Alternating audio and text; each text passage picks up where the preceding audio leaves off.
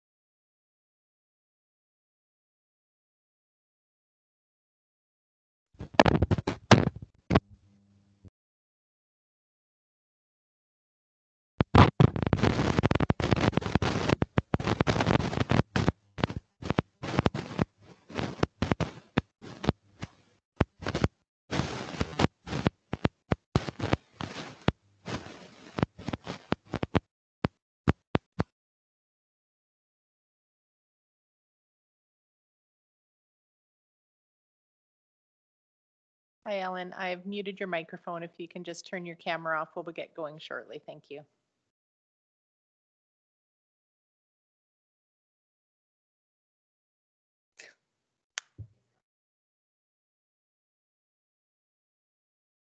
That's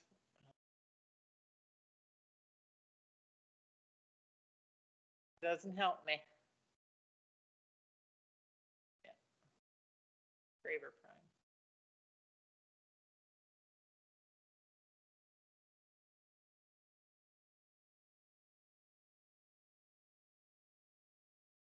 Yeah.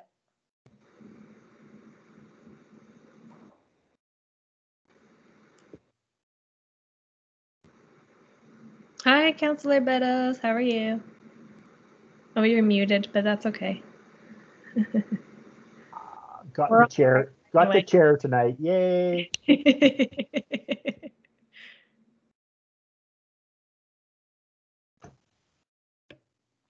Councillor Beddoes, it's Carolyn. Are you Hi. good for next Monday? What am I doing next Monday? Where's my calendar here? Hang on a sec. I would think so. What do we? What's next Monday? Just refresh me. So. Got the governance workshop. Oh yeah. It's on my list. That's at 6 p.m., right, Carolyn? Up to you guys. I would love Oh. to start at 6. Maybe you can take a poll of council this evening, but it is for 7. Oh, for 7? Okay. I had no idea. I just was putting it in. If you wanted to bump it up, I'm okay. If you have to poll everybody, Ebony. Oh, no. I don't mind what time it's at, but we can always talk about it and just double check we're all on the same page. Yeah.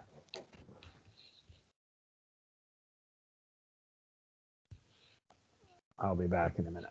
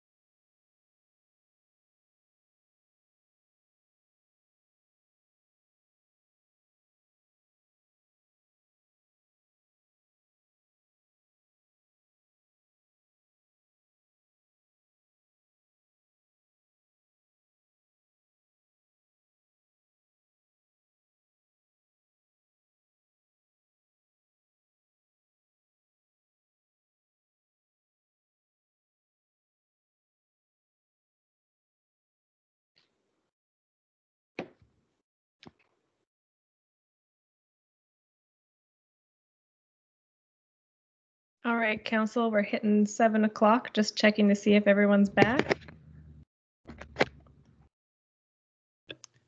We're now live. Councillor Logans, you're good to go.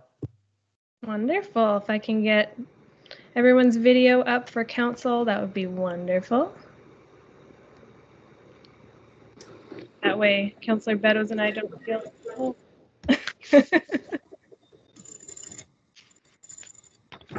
Carolyn, it's Councillor Bateman here. I seem to be hooked into your system tonight. So if you can turn my camera on. Oh, we can see you, Councillor Bateman. But Roll. oh, I see. There's 2 of you. The same seems to be happening for me. Yeah, I think I can see us all along the bottom, but I don't see us on Carolyn's screen yet. Aha. There we are. Oh, wonderful. Great. And any guests we have tonight, if you're not part of council, just turn your videos off for the moment and we'll call on you to turn them back on so we can see your wonderful faces later this evening during public question and comment period. Unfortunately, I can't see you on my system. If you can just give us a moment. Oh yeah, absolutely. And it sounds like we're getting some sort of feedback where lovely children's voices in the background or something like that. I've just muted Councillor Bateman. I think it was his feedback. Okay. So Ms. Machado, just let us know when you're all set technically and we'll get going when you're ready.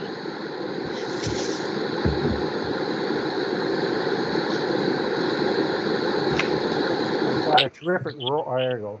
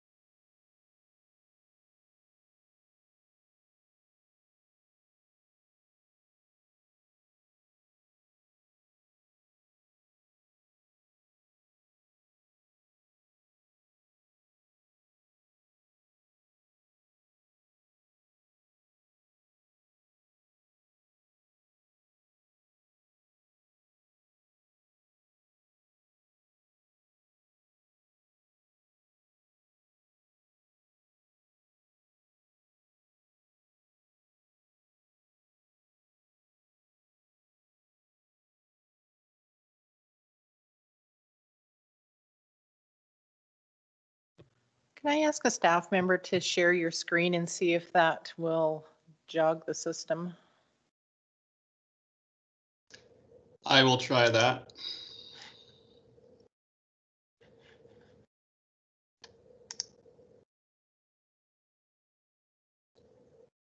Can you see that?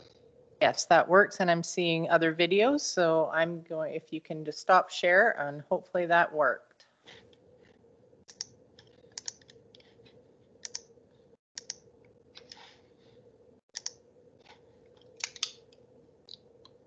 Nope.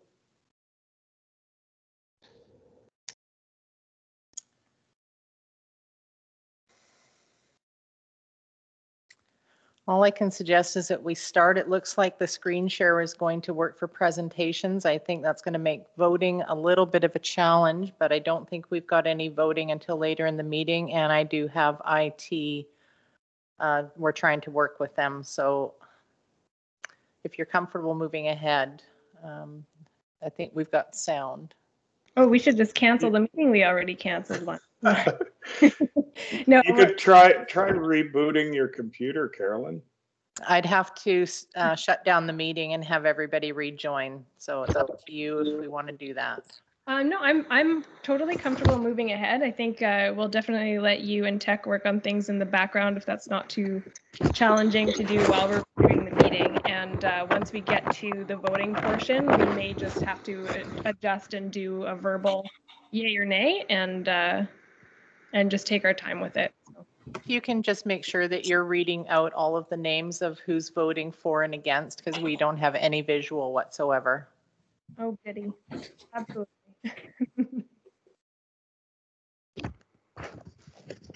Okay, so with that, we'll call this meeting to order for Monday, March 22nd.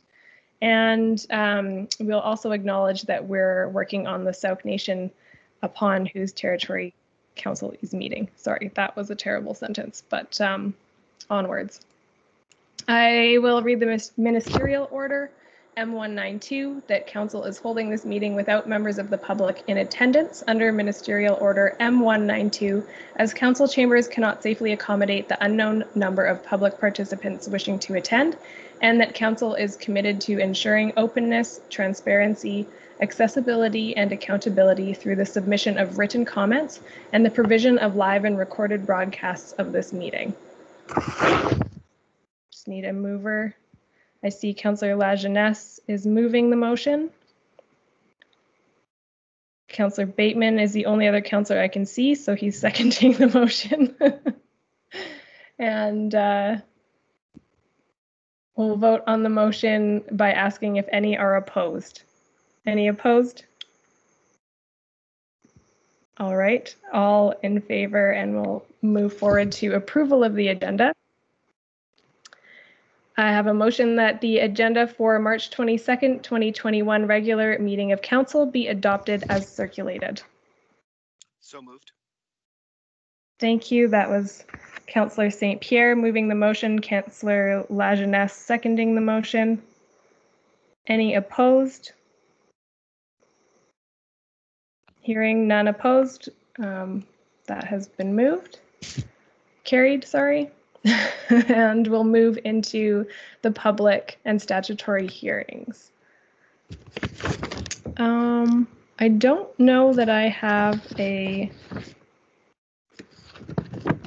blurb for the public hearing. Ms. Machado, do I need to say a blurb? No, this is just public input for the business license bylaw. It's not a public hearing, so the introduction is not necessary. Wonderful, I see that. Thank you very much. Okay, so item 5.1, business license bylaw number 778 of 2021. Do we have a staff report? I don't have anything. Sorry, I'm just trying to do two things here. That's okay, take your time. I don't have anybody registered specifically to speak to the bylaw, but I can ask any of the people who have joined if they would like to say anything about it. The bylaw has just been updated as per council's direction in the council strategic 2019, and the accompanying policy was adopted at the last meeting. The intent of the bylaw was just to modernize it, update it, and it has now got business classes to accommodate cannabis businesses, farm stands. I'm sorry, I don't remember the other one off the top of my head.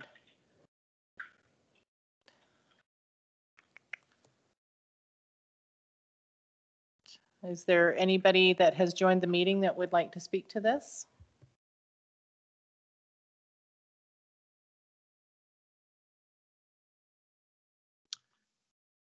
I believe Ellen Lewis was hoping to speak to this.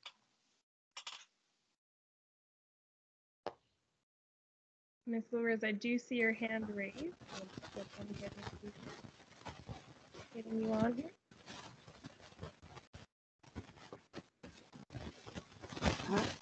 Is it okay to speak? I don't know. I raised my hand. Go ahead. Go ahead.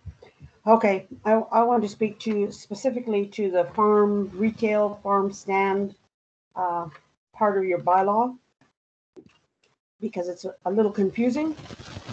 You say farm retail sales means a business license for retail sales of altered natural farm products. Well, that's pretty ambiguous because it can mean, does that mean that you can sell a pig on the hoof, or does it mean that if you alter that pig, you can't sell it unless you have a business license? Does it mean if you make smoked ham out of that pig, you can't sell it? What does that mean? Retail altered natural farm products. And page 10, you say, oh, I'm sorry. Page 10, you say exemptions for no license required farm stands. Then you go on page 15 to say farm retail sales and farm stands. So persons that sell baked, canned, or otherwise altered natural food products, artwork, handcraft, etc., are required to apply for and obtain a business license for farm retail sales. It's a little quite confusing here because if you're in the country market, does that mean that you have to have a business license to be selling at the country market? Because I believe it also says the country market needs to have a business license. But what about the people that are there? And I do know that on agricultural land, ALR land, you're allowed to sell 60% of someone else's products as well. And I believe that anybody that has agricultural income, if you have agricultural means, that you should be treated the same as under the ALC. And the people in the ALC can have farm stands. I mean, if they sell jams or baked goods, does that make a difference? And also, if this is going to, if this goes through, it's going to make it difficult to be competitive with people outside of the Sooke district, because people outside of the district, i.e. Ragley Farms, when it was operating, sold all kinds of products. And there's other people outside of the district that are selling different products as well. So that puts people within the district of Sooke at a disadvantage, severe disadvantage. I think that this bylaw has to go back to some discussion. Either you're farm stand or you're not. Thank you, Ms. Lewis. Because if you cut off a head of cabbage, you've altered it. You know, it's ambiguous. Thank you very much for your comments and questions. Staff, do we have any comments to answer some of those questions about the farm stands? I'm sorry, I was unable to hear all of the questions, but I believe the main question was around the altered goods, and that would be anything processed.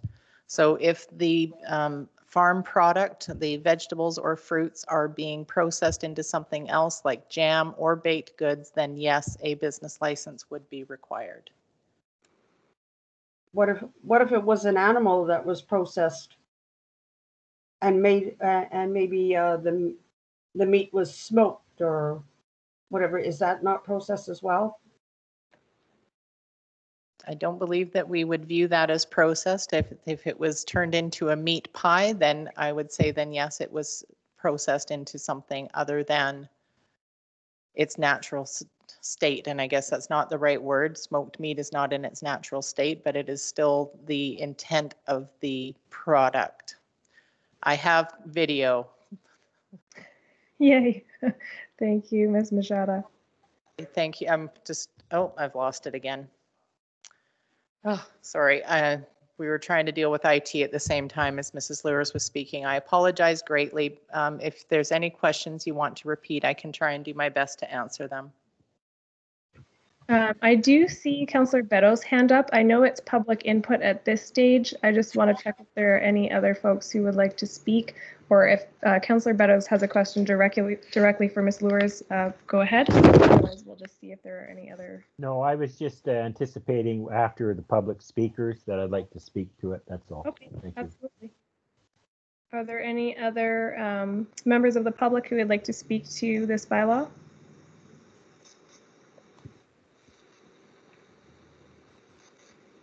Okay, seeing none, I will move I'd like to, to speak again. Remain. okay, just a quick minute, Ms. Lewis. Okay. Again, in your exemptions, you have farm stands. Then you go on to for farm retail sales and farm stands. I don't know where that came from. I am a little concerned because I am the only farm stand in the district of Souk.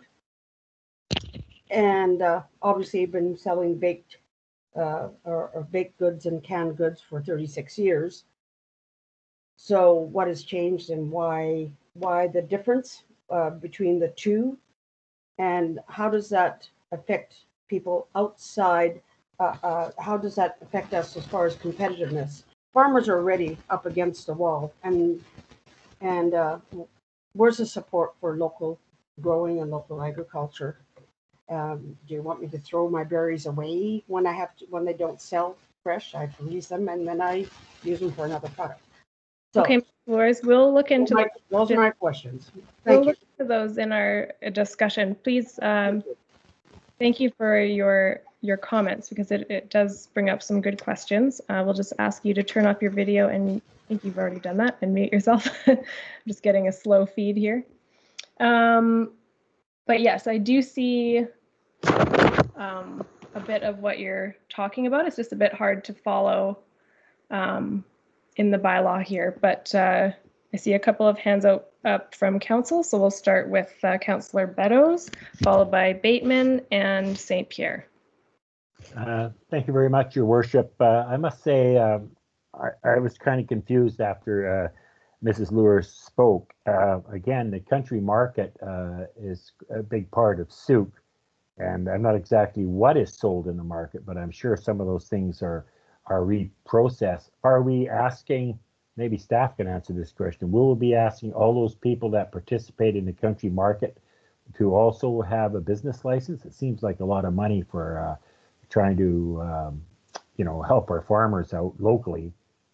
So would that be required of anybody that's selling stuff at the country market? I'll ask staff that question. It doesn't seem to me by definition of farm stand, because it seems that farm stand does not require a business license, but I'll put that through to Ms. Machada if you have a comment on that.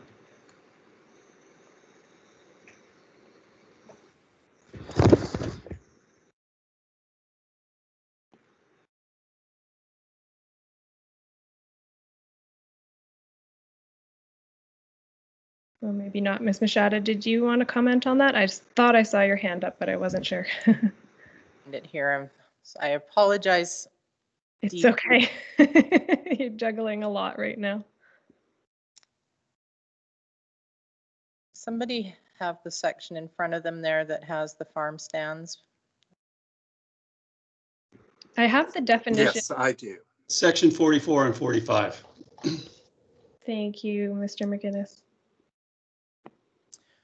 So yes, the intention is that the crafters and people that sell baked good processed farm stand goods would be required to have a business license to participate in the farmers market.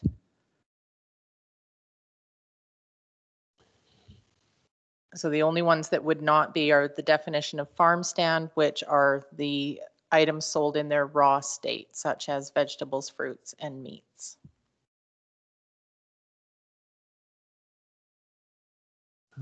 Okay, so we're still in the question period, right? So I'll just reserve any more till other councillors ask their questions.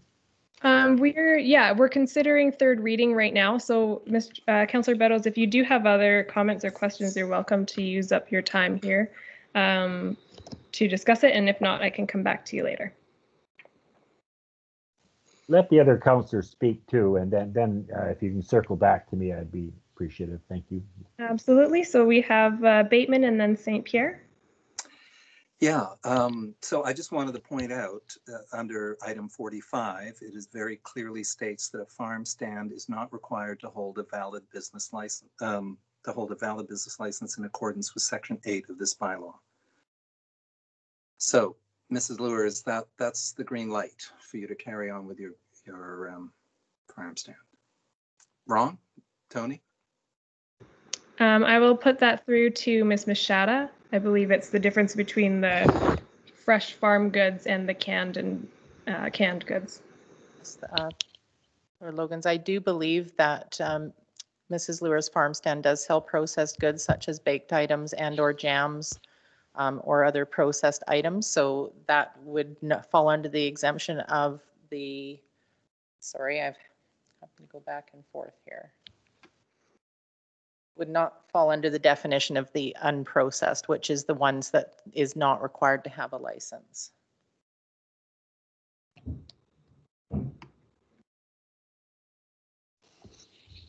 Does that answer your question, Councillor Bateman, or comment? Thank you. Councillor St. Pierre? Thank you very much. I have a number of questions for staff on this one. The first one is really, what's the intent of the bylaw, specifically with regards to farm stands? Is this, what's the result expected? What are we hoping to get out of it as a district in terms of making these adjustments? The intent is just to require all businesses within Sooke to have a business license and also require the public inspection that comes along with that. Okay, because anytime we have processed goods in farming, it still has to go through VHA. There's any number of levels of jurisdiction that actually afflict farmers already. So I'm loath to add another one when it doesn't seem to be necessary. The other concern that I have is that as far as the ALR is concerned, the ALC is concerned, you can actually have a farm stand on your property. And I'm curious as to whether or not there's any kind of a jurisdictional conflict here, given that the province is basically saying through ALR regulations that you can have a farm stand and you can actually sell certain goods. And I think it's 40% has to be on site, up to 60% can be off site.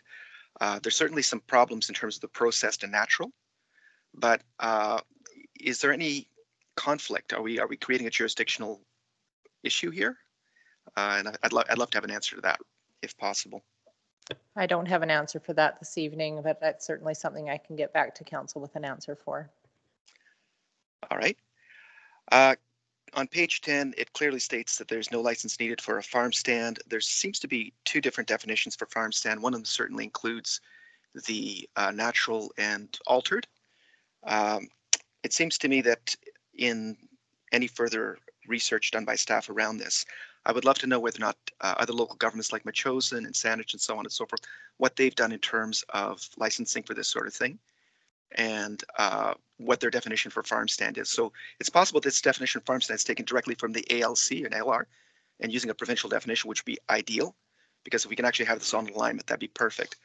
One of my concerns is that farmers in Sooke may actually be in two different situations where, for example, I'm on ALR and I might be regulated that way.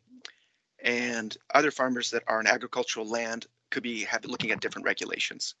And ideally, I think we have to maybe have an even playing field for our farmers and come into alignment with the province.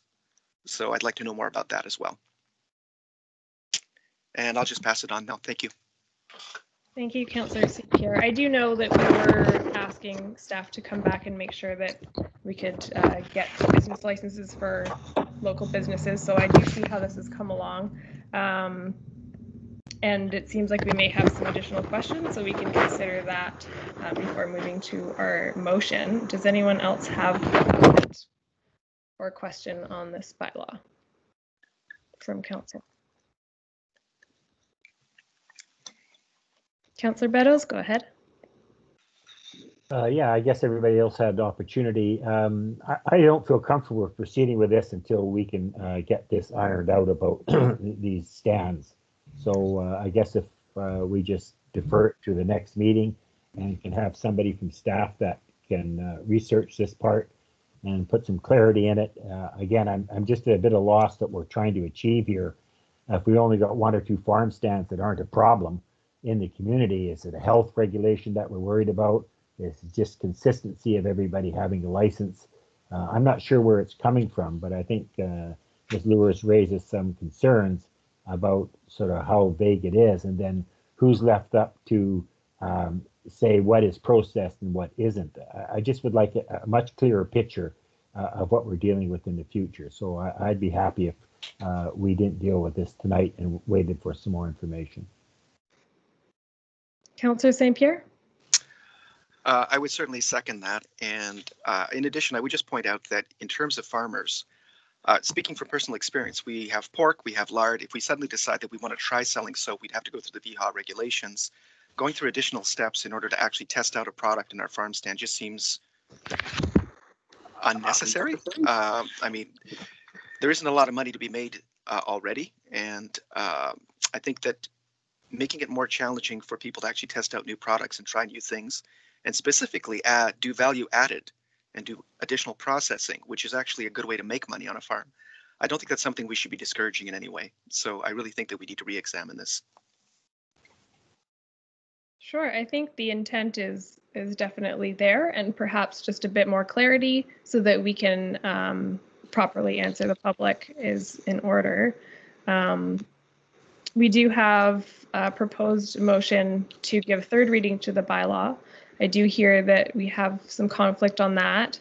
Would someone like to make a motion to move it forward, or ask staff if we could have some clarity? Perhaps Ms. Machado, you have better wording than I do on this one. If it were to go to a new, tabling isn't the right word. Tabling the motion is for later, but I'm forgetting my Robert's Rules of Order right now. Motion would be to postpone the item for further information from staff. Postpone is the word I'm looking for. Would someone like to move that we postpone? I'll make that motion. Councillor McMath, seconded by Councillor Beddoes, to postpone business license bylaw number 778 of 2021 until we can gather some further information from staff, specifically around farm stands. Any discussion on the motion? Okay, we'll call the question. All in favor? See none opposed, so carried unanimously. All right, we will move to item 6, adoption of minutes. We have minutes from the February 22nd and March 8th, 2021 regular council meetings.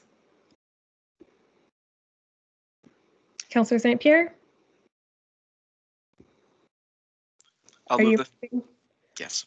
Moving that the meeting minutes be adopted as circulated for February 22nd, 2021 and March 8th, 2021 regular council meetings, and Councillor Beddoes seconding the motion. Any comments? Councillor Bateman's given a thumbs up, so we're good to go. All right. All in favor? None opposed? Carried unanimously. And we are headed into delegations. We have a presentation by Sam Webb of the Wildwise Society to hear about the 2021 project. So Sam Webb, if you are here, we would love to see your face. There we are. And feel free to unmute yourself and present your delegation. Welcome. Thank you. Hopefully you can all hear me okay tonight. I'm excited to be speaking to you tonight on just our Wildwise Souk updates. We have had quite a few projects in the works, so wanted to share those with you. First of all, I would also like to thank Council and our Mayor as well for just your timely response to the wolf situation. I know that's not what I'm here to talk about tonight, but just greatly appreciate your support and your letter on that. I just wanted to say that tonight. So we've been working on a few projects anyway over the winter. The volunteers have been very busy. The first project has been some purple martin nest boxes. So purple martins are a species at risk, and this has been a project that we've been involved in just occasionally over the past 2 years or so, where we go and we help check the nest boxes, make sure the babies are looking okay, check their hydration, take fecal samples and that sort of thing. But when we were doing this last year, we noticed that a lot of the boxes were falling apart and just really needed to be replaced. So we got the idea of, hey, let's add that to the winter project list. So we have actually decided to create around 24 boxes, and about half of those will go to replacing boxes that are deteriorating, and the other half is actually going to go into a new Sooke Purple Martin colony. So we're hoping to put that up around the Prestige, possibly. That looks like a pretty ideal situation. We already know that there are a few Purple Martins nesting over on jock stalks in the pillars there. So we're hoping that this will provide them with a little bit more shelter and safer housing for their babies. So we're really grateful to Sooke Gutter for donating all of the supplies for this project, and as well really grateful to the volunteer team who have already created these boxes. So they are ready to be installed, and that's very exciting for us. Our next project that we're working on is our bat houses. And so we are doing this in partnership with the Girl Guides and the Sooke Pathfinders. So we're going to be creating about 25 boxes in total. And those have not been created yet, but the idea is the volunteer team will make the templates, and then the Sooke Pathfinders will be the ones constructing them at one of their meetings that we will be joining them at over Zoom, of course, so everybody's safe. So really excited to be having the bat boxes up and around Sooke as well, and they are all going to be built according to the HAT regulations for what they recommend for the bats. Our third project is also a very exciting one. It's a little bit bigger of a project than the first two. It's the idea that we are hoping to create a seal haul out and install it into the Sooke Basin. So baby seals are born every year right in the basin, and unfortunately they have very limited options of where the moms can leave them during the day while she goes off and feeds. And that's because our beaches and our docks are often full of people and pets, and there's often a lot of chance for conflict and injury because of that. So we came up with this idea, working with the Adventures by HIP whale watching group, that perhaps we would give them an alternative haul-out location away from the busy beaches and docks. So Mike Walsh has actually designed the haul-out, and we've been arranging for materials to be donated and all of that to be worked out. However, we're finding that the challenge is actually working through all of the legislation and legalities around creating such a thing.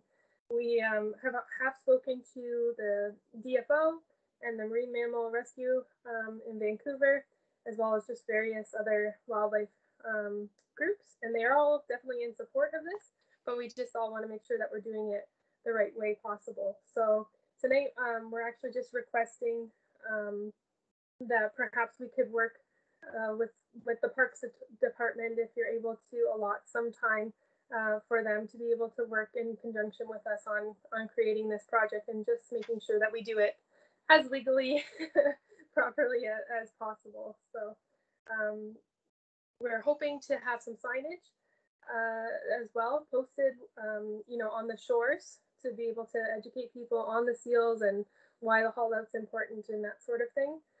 Perhaps we might also consider having some video surveillance, not necessarily surveillance for safety, but definitely for people to be able to watch from home and see the seals and seal pups grow over the season. So that we still have to work out the details on that as well. But yeah, we're just requesting anyway, or hopeful that perhaps the park department can help us a little bit with figuring out exactly how we can make this a possibility. So we already do have Jessica on our working group. I'm sure Jessica Buquist, but I think the time requirement is a little bit more than what we feel comfortable volunteering her time for. So yeah, that's pretty much all I had to say. I'm sure you probably have a few questions for me. Thank you. Yeah, very much appreciated. It's nice to hear what you have all been up to. I did want to ask for a bit more clarification on the seal haul, like where abouts it is being placed, and also what exactly you're hoping you can gain from the staff time. Yeah, so sorry, I forgot to mention that ideally we've been looking at 2 different locations. So the first one would be out front of like the Egg McGregor pier there, just because we were thinking that that would be a private area where we could then have people view the haul out from a safe distance, you know, from the pier without actually getting close to the seals. But we're finding that there's more legalities around that area than there are just down the waterway at the Prestige. So we were also sort of hoping that we can make this kind of a Wildwise corner of the basin where we would have the Purple Martins and their nest boxes up, and then also some signage where people could then look down and view the seal haul out. So yeah, those are the 2 locations that we were thinking of. I think the Prestige location will be the most beneficial. The time would be more for so I guess there is a moratorium right now on any structures being placed into the Sooke Basin, and so we would need to look into that a little bit more, possibly get an exception if possible. We also would like to engage the Sooke Nation and you know, to anyone else that might have a stake in this waterway and in the wildlife that you know, that live here. So does that answer your question? It does. Thank you. Sorry. Thank you very much. I have a couple of questions and comments after, but I want to bring it over to council if anyone has some questions for Ms. Webb.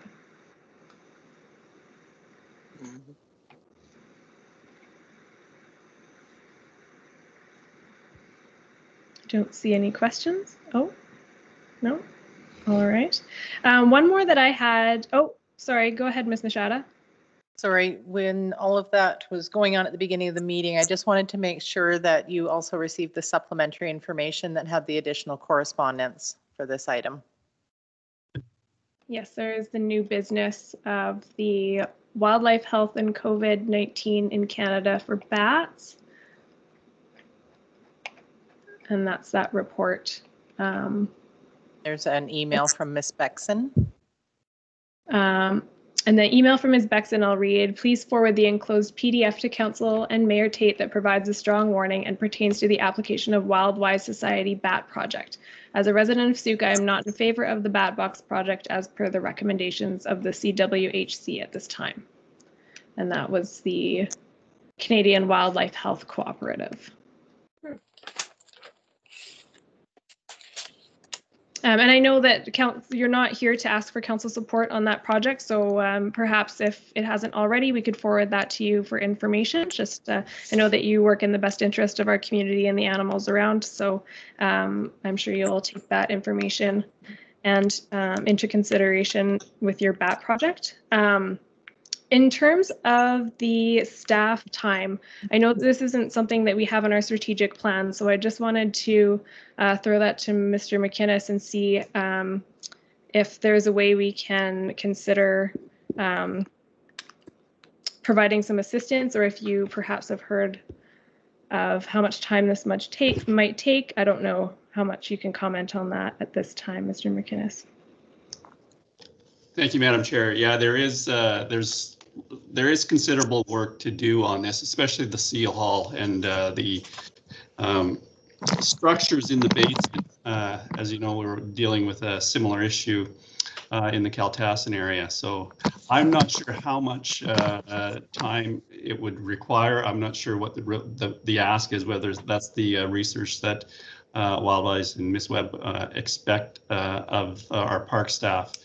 But I believe that we can have a look, and if it becomes as though it's going to be prohibitive, we can have that discussion with Wildwise. But at this point, I'll speak for Mr. Carter, who is the director of the Parks and Environmental Services team. But I think that we can take the request, have the discussion with Jessica and with Ms. Hooper, and hopefully we can move forward.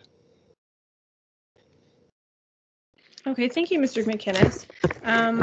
Would it be all right if we ask you to perhaps just come back with some information on that, on approximately how big of a project this might be for staff, and then make a decision on that at a later time? Or council, what do you think about that?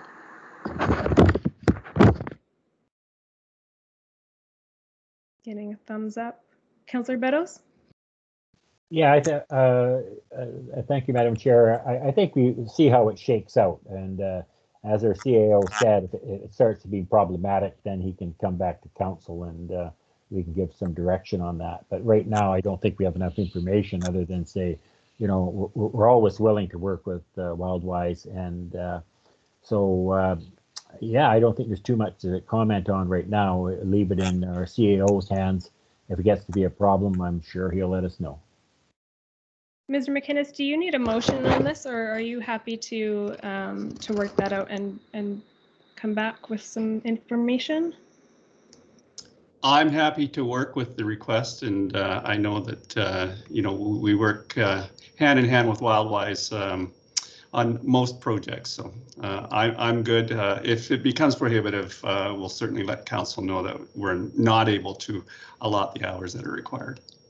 That sounds wonderful. Thank you. I know that we are jam-packed with our strat plan, but I can see how our Parks Department, especially Ms. Bokus, would be interested in a project like this. So we wish you the best of luck. Thanks, Ms. Webb. Thank you very much. Appreciate it.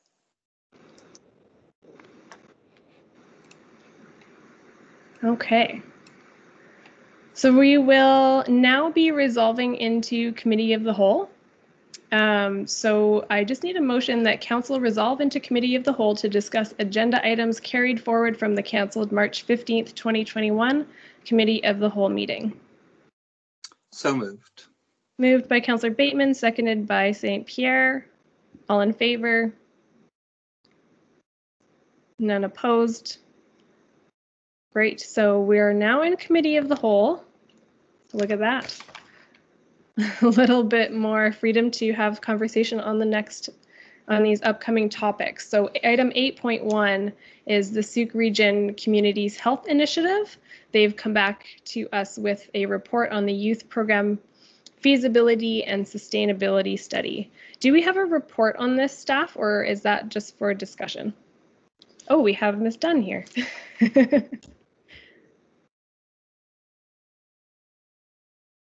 Great, Ms. Machada, is it okay to have Ms. Dunn present? I don't know if that was the plan or if she's here for questions. Yes, she was scheduled as a delegation in the Committee of the Whole, and I believe she has a presentation. If she's unable to share it, unfortunately, I cannot change my screen, so I am unable to share that on her behalf. Okay. All right, Ms. Dunn, we would love to have you. Welcome. I see you're unmuted. Perfect. We would love to hear your delegation, so go right ahead. Thank you, Madam Chair and Council. We did want to just review the youth report. It was sent out, so I believe you all received it. You should have, yes, Councillor Beddoes has it, so that's great. So Rick is going to try and share the screen, the slideshow.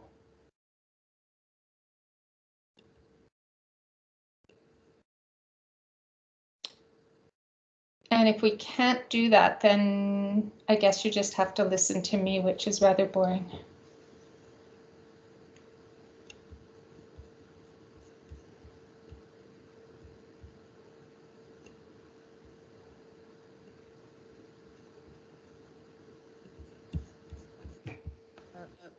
Madam Chair, I don't believe I lost the feed when Mr. Robinson tried to share his screen, so unfortunately, I don't think we're going to be able to have that presentation this evening. I apologize.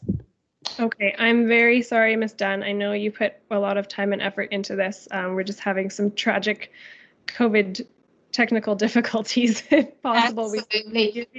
We were just going to kind of look at the highlights in the report. Do you want me just to chat about them, or would you rather we just skip this tonight? Oh, please feel free to review them. It's nice to hear your perspective on the report. Sure. So I also have Rick Robinson, who's the Vice President, with me tonight, and Christine Bosley, our coordinator, is here tonight as well. So they may jump in and answer. But basically, with the collaboration of the District of Sooke and EMCS, we did two parts of this project. Initially, we interviewed the youth service providers. We hired somebody to do this for us. 14 youth service providers were interviewed, and you'll see in that report the results of what they talked about. We were able to interview 238 youth, which was actually quite good given that this was in the middle of the pandemic. So it was very difficult to meet with people. There were 3 focus groups. One was done with the Baha'i Junior Youth Empowerment Program, another one with CPARC, and the LGBTQ+ youth groups. And then we weren't able to get into the schools because of COVID. We couldn't do anything online or in person, so we had to just do paper surveys. And then we also had the survey up on our website. So the findings were that, you know, the youth and the youth service providers were both really inspired by this idea. They're willing to engage with youth programming at what we're currently calling the Elders Complex. There's lots of ideas from the youth as to, you know, what they might want to see happen in terms of space for arts, life skills, health, recreation, and they were really excited about being able to do intergenerational programming. They wanted stuff around healthy, artistic, and entertaining programs that were really identified as being needed in Sooke. The one notable deficiency is for mental health services for youth in Sooke. And so that's something that we need to look at as well. Youth do have an understanding of the barriers that would prevent other youth from coming into a program, and the youth service providers nobody was able to support dedicated space. Nobody has money to contribute to build or to ongoing operations of dedicated space, but they were interested in having shared space available to do programming out of. So the recommendations coming out of the report were that we hold consultations with Sauk Nation youth. We weren't able to do that because of COVID. That we provide a variety of program opportunities to meet the needs of diverse youth. That we involve seniors and youth in the formation of the intergenerational programs. That knowledge be shared around the coordination of services with the youth service providers in Sooke. As you guys are aware, youth are a diverse group with different tastes and needs, and so there was lots of encouragement to have a youth service providers coordinate activities across the entire municipality and have a youth council comprised of diverse youth to work with the youth service providers to do these programmings. For Lot A, there's opportunities, as I said, in the Elders Complex. We've actually approached the Arts Council. They're very interested in being in this building and would be providing groups for seniors and for youth. The Activity Center would have space available for shared space available for use for youth programming. But what we really want to encourage is, rather than having a separate youth where youth just go and sit by themselves, is that we encourage some conversations and some programming and some relationships to be forming between the youth and the seniors in the building. The library has also told us that they'll be allocating a teen space where they can have some unorganized activities for youth to be there as well. So I think the next steps for us is to go back to the youth service providers and talk about what the results of this survey were and encourage them to pull together to look at how this can now move forward with the recommendations in the report, who can step up and take a lead in coordinating the youth's activities across Sooke, including within the youth, the Elders Center. One of the clear things we heard is, even if space is available, somebody needs to coordinate it. Otherwise it's going to fail. And that obviously takes money. And so far there isn't any funding for a youth services provider. But that would be a discussion that we would take back to them. We would also be really encouraging that formation of the youth council to help guide the services that are going to happen. Any questions? Great, thank you very much for your presentation that I know was a bit on the fly. It's nice to hear that one of the recommendations is to bring forward a youth council, because I keep trying and trying and trying to make that happen and keep getting shut down. So it's good to have that support too. I also really love that there will be this triangle of a seniors youth center, the library, and the Tim Hortons, because I know that those three things have been on the list of young people in our community for a very long time. So to have them all in one space will be pretty fantastic. So thank you very much for, I know this was a lot of work, and I even gave you a lot of flack, as not you, but your group for getting this done. So excellent work on it. I'm really happy to see it all come together. Councillor Beddoes, do you have any questions or comments? Just comments. I just want to congratulate on the. It's a wonderful report, very comprehensive, a lot of very, very good information, and the biggest thing that stands out to me was the youth's willingness to engage and make some changes, because I've heard in the past that no, they don't want to, and just rather hang out, and that's not the case. A lot have come forward and said some very good things. It is one of the better studies I've seen, so congratulations. It's well presented. Thank you very much. Thank you. Councillor St. Pierre. Thank you. I would repeat what Councillor Beddoes was just saying. I was truly impressed by the report. I was actually intrigued by some of the later surveys that actually seem to have, anywhere from 30 to 60 to 80% wanting, foosball or whatever, and then everything else was 1%. So it does seem very interesting the way that the numbers just played out. One question I did have was that there seemed to be a focus on going to Langford and Victoria. And I was curious, you must have asked what they were actually going to Langford and Victoria for. It could have been just Tim Hortons and some library space, but I was curious as to whether or not you had further information in terms of that. The other question that I had was in terms of the online living, whether or not there was any comparison between Sooke and other areas, or whether or not the online living was just something that was happening all over the place with youth everywhere, and maybe just everyone everywhere. So just curious about that piece. And finally, I was curious as to what sort of ask you might actually have for the district. If you were to get something from the district, what would you be hoping for? Well, I think this was part of the funding provided, Councillor St. Pierre. Part of the funding provided. Oh, I'm getting some feedback. I'm not sure why, but I think it was part of the funding provided to have the center built. Yes, so we don't really have an ask for the district tonight.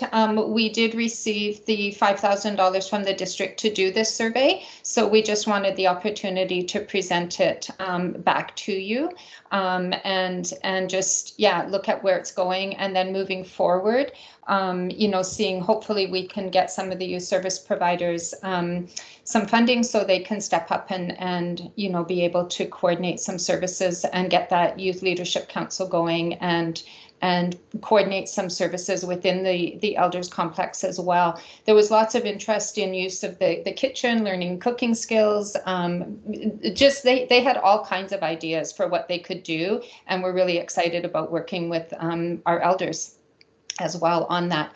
I'm sorry, I don't have the information in terms of what exactly they were going into Langford for. The youth I know tend to go in there for shopping and movies, so I'm not quite sure what those responses were in the survey. And I'm sorry, I missed your third question. Everything froze for a while. It seemed like we were losing everything. So Councillor St. Pierre, I know you had a third question. There was an indication in the report that online living was happening a lot in terms of youth in Sooke. Whether that's good or bad, but I was curious as to whether or not that was something specific to Sooke. It seems to me likely that it might not be, but I was curious as to whether or not that had been checked into at all. Yeah, I don't think that got checked into in terms of whether it's different than anywhere else. I with you would think that it's not, that, youth all over tend to live online a lot these days, especially during COVID.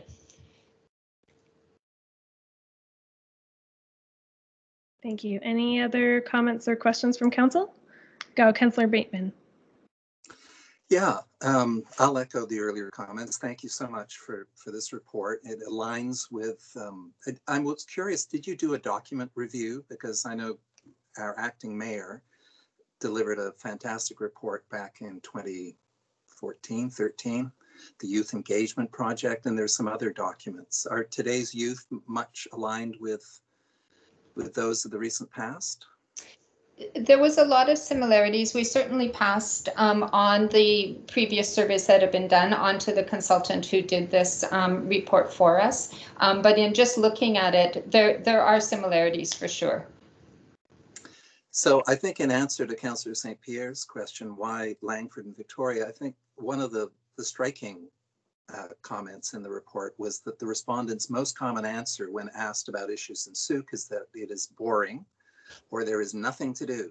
They report they feel disconnected and unrepresented. So clearly this elders complex will be a great step forward with this intergenerational programming. The one thing that struck me in your comments was this lack of help in accessing mental health and addiction support. How do you see us moving forward on that very important front? Yeah, it's an issue for the entire population, not just the youth. The lack of mental health services across Canada are an issue, and it's definitely something we've been talking about in the Primary Healthcare Working Group. Biha did a presentation to us last week. We have some ideas moving forward that we'll talk with that group about, around maybe doing some mental health service mapping and things like that. I'm sorry, I don't have a clear answer, because there's lack of opportunity, there's lack of services that are available, there's lack of practitioners to do mental health work. I know School District 62 is also looking at that right now, and it's on their radar, and they're working with Children of Ministry and Family Developments about the mental health issues that they need in the schools as well. So. Okay, and I just wanted to discuss this intergenerational mentoring piece. Now, one of the issues they identify, or the consultant identified, was the lack of healthy role model mentors. Do you see these intergenerational relationships being that kind of, healthy role models? I hope so. I mean, that will be an organic development, right? As people, we can't really say, I'm not going to pick your mentor. I'm not going to pick a youth mentor either. That's something that has to kind of develop naturally. The hope is, with having people together in the building and having them talking together and maybe playing cards together, maybe learning how to use the computer or learning to do the cooking together, that those friendships and those mentorships will naturally develop. As well as, we have to see with who's going to come in, what interests they have. I know one of the things the youth are looking for is help with homework. And so hopefully there's going to be some elders that would be interested in providing that opportunity, right? We're not at the point where we'd want to dictate what those programs are going to look like, because also 2 years down the road, the needs and stuff might be different. So I think it's looking at opportunities to develop, and it'll organically change as people change. Okay, thank you very much, and best wishes with the grant applications. Thank you. And I did want to mention as well, and perhaps Ms. Dunn, you could clarify if you have more information, but I believe mental health is something we're looking to be funded by the province and not downloaded onto our local communities. That's definitely the hope. It's definitely something that has to go all the way up to the Ministry of Health, right? And looking at all those different levels of mental health services that are really desperately needed. Wonderful, thank you. Any final questions or comments from Council? Councillor Lajeunesse? Yeah, I just, at one point in the report, which is very well done, I have to say, there was a comment about the lack of facilities and amenities such as basketball courts and that sort of thing. And I know that the community hall used to have basketball games back in the olden days.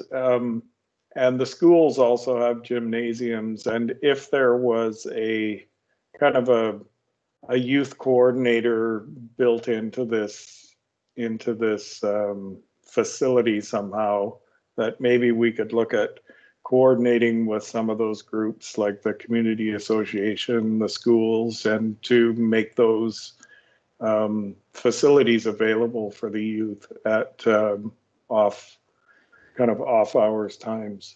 Well, I'll actually comment on that because that was my previous job as the community school coordinator for Edward Milne and athletic director for Edward Milne. But the issue there is that all of the gymnasiums are completely booked. There is when it is confusing when you see that there's no basketball spaces to play basketball, but there really aren't, because all of those spaces are booked up until 9:30 at night every day. So unless someone's opening the schools on weekends, even sometimes the weekends are booked. So we really are lacking, especially if, and I hate to compare to our neighbors, but for instance, like Royal Bay has 5 basketball courts in that one school. And I know it is a slightly bigger school by a few hundred students, but we only have the one at our school. So it's things, or at our high school.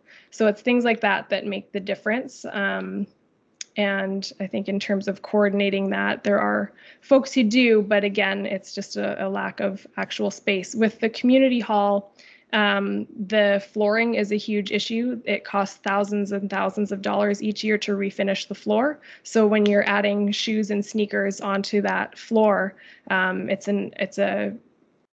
it would be a much larger cost to refinish that floor each year. Okay.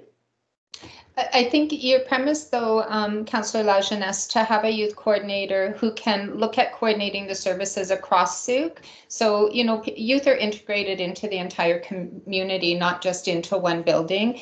The other thing that we've heard is, although, the schools, Edward, Journey and Poyer, I know for sure, I'm not sure about the other ones, have outdoor basketball hoops, is that youth don't necessarily want to go back to school in the evening.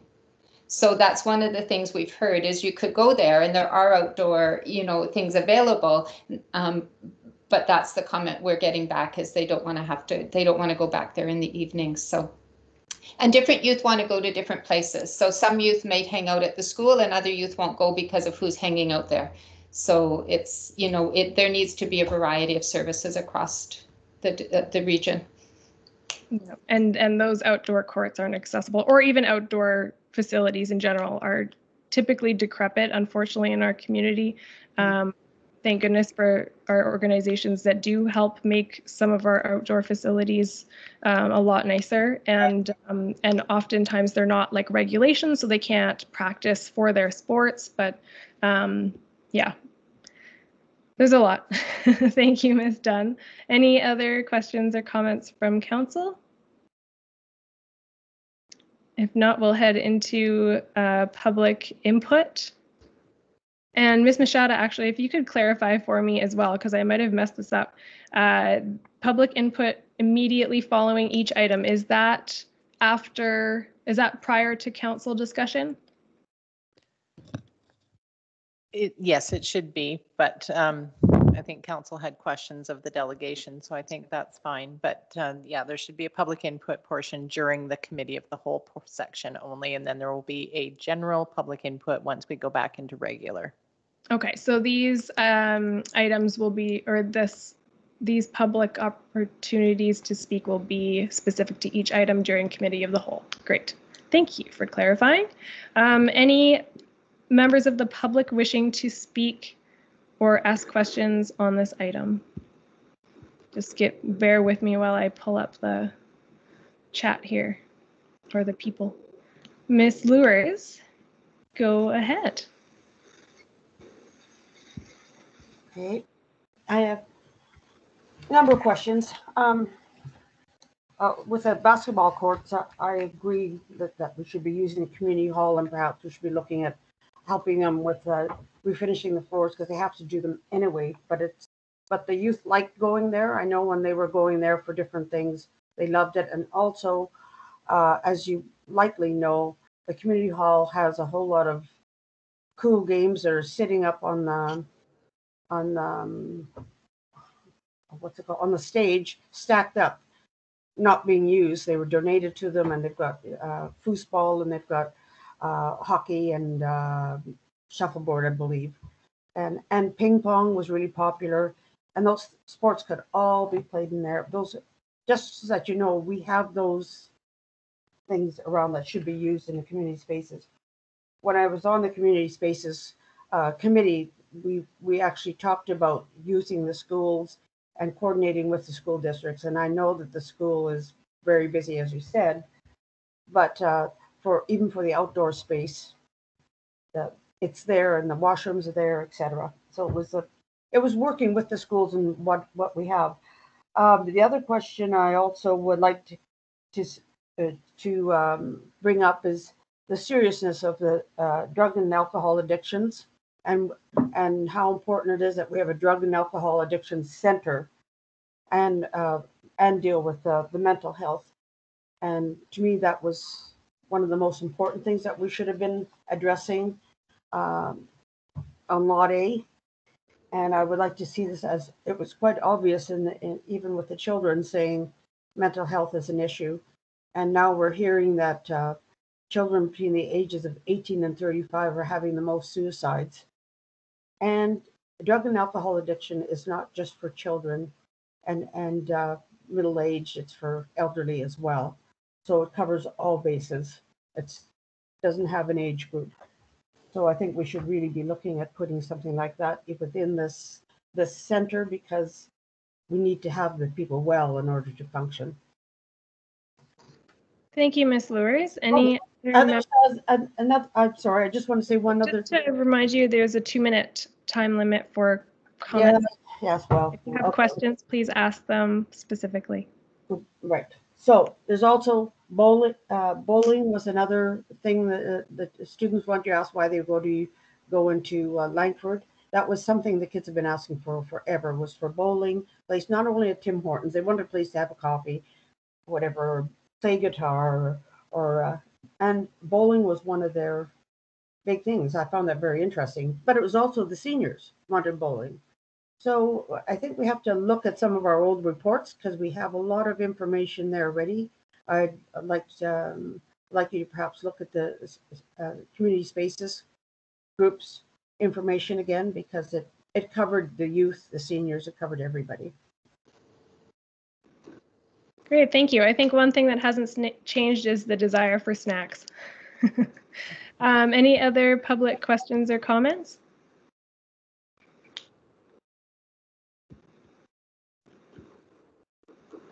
Okay.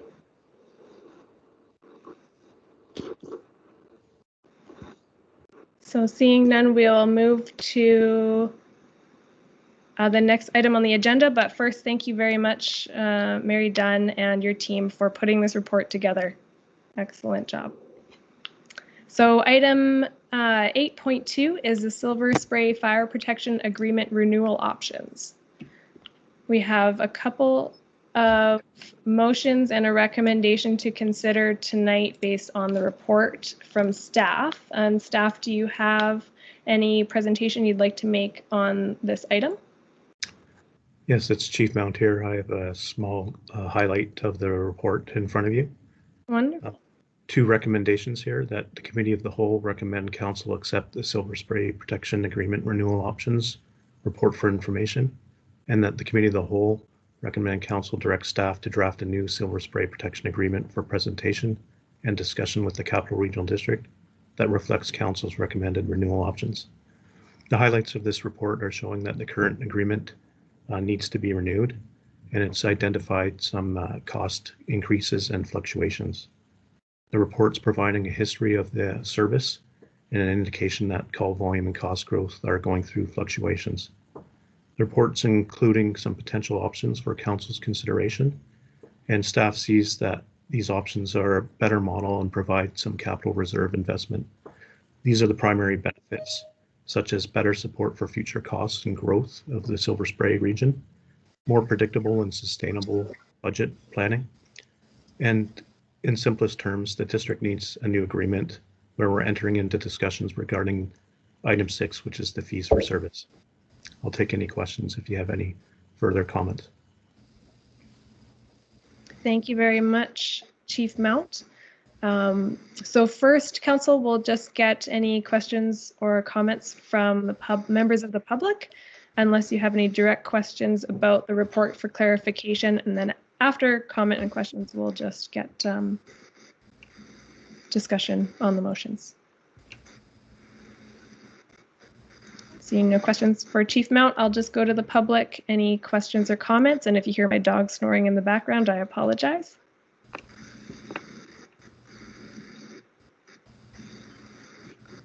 Okay, I do not see any members of the public, so we will go to council for a discussion.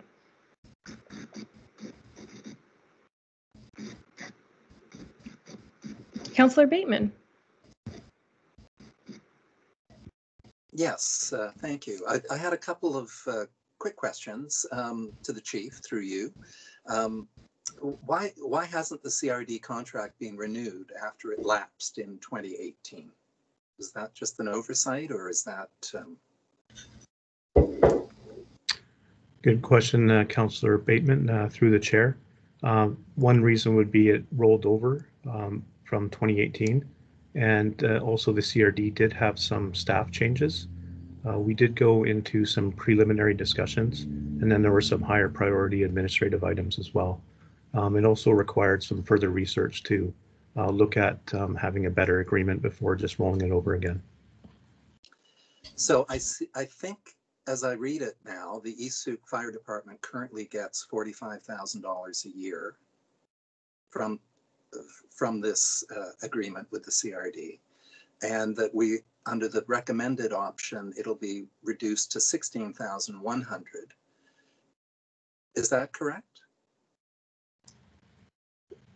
Through the chair, the preferred option that we've highlighted in the report would mean that there's less requisition that's coming into the East Sooke Fire Department. We see that that could have an operational impact for them, and I understand that our discussions with the CRD would likely focus on this.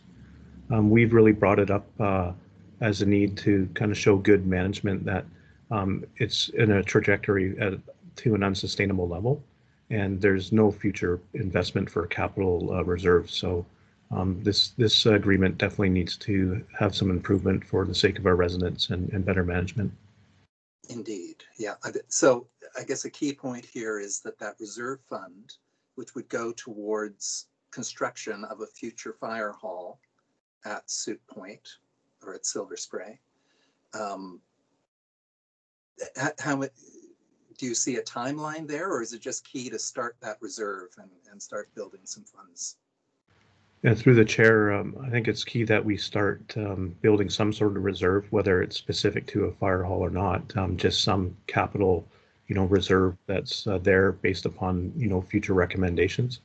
One of the things we do have working for us that we'd expect to be coming out for council's review would be the fire department master plan, and the consultants touching on some of those recommendations to better support how that long-term outlook would be. Okay, thank you very much.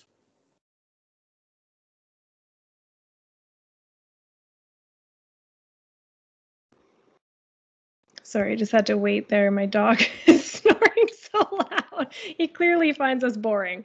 Any other questions or comments from council?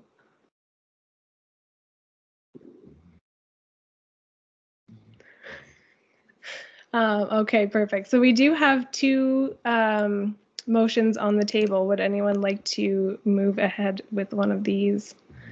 Councillor St. Pierre, Councillor Beddoes. We need,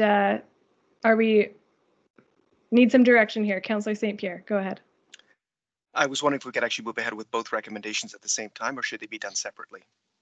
Or both motions at the same time, or be done separately? Okay, Ms. Machado, do you have some clarification on that? I guess that depends on whether council feels that they need to adopt them. I mean, the first one is just to accept the report and direct staff. So I would assume they can both be read together. There doesn't seem to be any need to do them separately. Perfect. Then I would like to move both at the same time. Okay, so Councillor St. Pierre would like to move that Committee of the Whole recommend Council accept the Silver Spray Fire Protection Agreement Renewal Options Report for information. and that Committee of the Whole recommend council direct staff to draft a new Silver Spray fire protection agreement for presentation and discussion with the CRD that reflects option 2, the staff recommended renewal option. So that's moved by Councillor St. Pierre and seconded by Councillor Beddoes. Is that correct? I think I saw his hand up. Yeah. Yeah, I don't need a seconder, do we? For Yeah, you're right. Thank you. But I agree with Councillor St. Pierre. So if he didn't read it out, I will. And your dog is delightful. It's okay. Oh dear, he snores so loud. He'd give your fire truck sirens a run for their money, Chief Mount. All right. So any discussion on the motion? Seeing none, all in favor? None opposed. So that's carried unanimously. We'll further discuss it in the regular council meeting. And for now, thank you very much, Chief Mount, for your report. And we'll move on to item 8.3, the Green Lens Climate First definition. We have. Thank you, Madam Chair. Hopefully, I'm going to be able to share my screen. We'll see how this goes. Are you able to see that? Yes. Yes, there it is. Excellent. Yes, we Perfect. have it on the feed. Thank you. Thank you, Madam Chair. I will share my screen and go through a few slides to support the report that's in the agenda package. I'm here today to suggest that the committee recommend to council to adopt low carbon resilience as our definition of Greenland/climate first.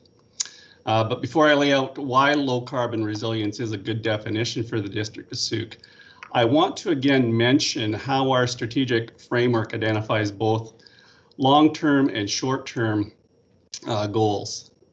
Some of this information is the same as my strategic update report on February 16th, but it should act as a refresher on our strategic framework. So we have adopted a planning framework created by Dr. Gordon McIntosh, who is one of Canada's leading experts in local government. The planning culminates with a one-page dashboard that includes 3 groupings: council priorities, operational strategies, and advocacy initiatives. This framework has many strengths, but I do want to highlight a shortcoming of the framework that we use. The strategic priorities chart is a powerful tool to keep council's priorities at the forefront and to ensure that the priorities are properly resourced and implemented. The most significant shortcoming of this framework is that it's very focused on short-term objectives, with the now items in a 6-month horizon and the next items in a 12-month horizon. That's why it's important to remember that the strategic priorities chart is in service to the longer-term vision and mission in the council strategic plan. Our mission is that the District of Sauk strives to be a compassionate, engaged, and effective organization providing excellent public services to our citizens by maintaining our strong sense of identity, managing our growth for generations to come, and making our local economy diverse and resilient. In addition to the vision and mission in the strategic plan, we must also remember the core values and our guiding principles. This is important for the more complex and slow-moving realities that we face as community builders. The short-term focus of the strategic priority chart and the long-term values and guiding principles together provide a good framework to address the wicked problems that we face in Sauk today. As well, it aligns our work with the funding we have available on an annual basis. And it's this long-term focus that requires finding the right balance, and this is a difficult work of council. And your administration thanks you for your dedication in balancing this complexity. Before I get to the suggested definition, just a couple of slides on how we got here and why this definition. Council received the work plan of the Climate Action Committee on October 13th, 2020, and resolved to have the committee prioritize their work for consideration in the 2021 to 2025 5-year financial plan. The work plan came back to Council on October 6th. The committee had several recommendations which prompted some really good discussion and a number of resolutions. One of the resolutions was for staff to provide a definition of Greenlands/Climate First as referenced in the Climate Action Committee work plan and in the Council strategic plan. At the October 26th meeting, it was also resolved to amend the terms of reference for the Community Economic Development Committee to include climate action elements to support the CAC work plan. These revised terms of reference were returned on November 9th and were approved by Council. So this leads us to the reason for this report tonight. Research into the topic of Greenland/Climate First has led to the recommendation that low carbon resilience is a framework that fits very well with the current reality at the District of Sooke. Low carbon resilience lens coordinates and mainstreams adaptation, mitigation, and co-benefit strategies into policy, planning, and implementation processes. The framework is supported by considerable academic rigor and resources led by the Faculty of Environment at Simon Fraser University. The framework also has a robust community of practice that includes 14 communities, many leaders in climate change. The peer learning network offers peer-to-peer support with communities at various levels in the planning and implementation stages. So what does this mean and why is it important? Based on our 2018 profile, our emissions at the District of Sooke are just under 47,000 metric tons of CO2 equivalents, which is about the same as our emissions at 2007. The Provincial Climate Change Accountability Act has guidelines for 40% emission reductions compared to 2007 levels by 2030, 60% reduction by 2040, and 80% reductions by 2050. Low carbon resilience is a way to work towards these targets while maximizing co-benefits of creating low impact jobs and improving social determinants to community well-being. As suggested in the report, definitions and labels are necessary to communicate theories and complex concepts related to the complex challenges of climate change. There are other compelling definitions, but low carbon resilience, when evaluated against our short-term priorities, our long-term vision, mission, values, and guiding principles, is a good fit for the District of Sooke. Therefore, the recommendation is that the Committee of the Whole recommend Council formally adopt low carbon resilience as the definition, as defined by the Integrated Climate Action for BC Communities Initiative, as the District of Sooke definition of Greenlands/climate change. That is it for my presentation, and happy to answer any questions that you may have. Wonderful. Thank you very much, Mr. McInnes. And turning to Council, do we have any questions or questions specific to this so that we can get to the public comment question period? And then after we'll discuss. Councillor St. Pierre?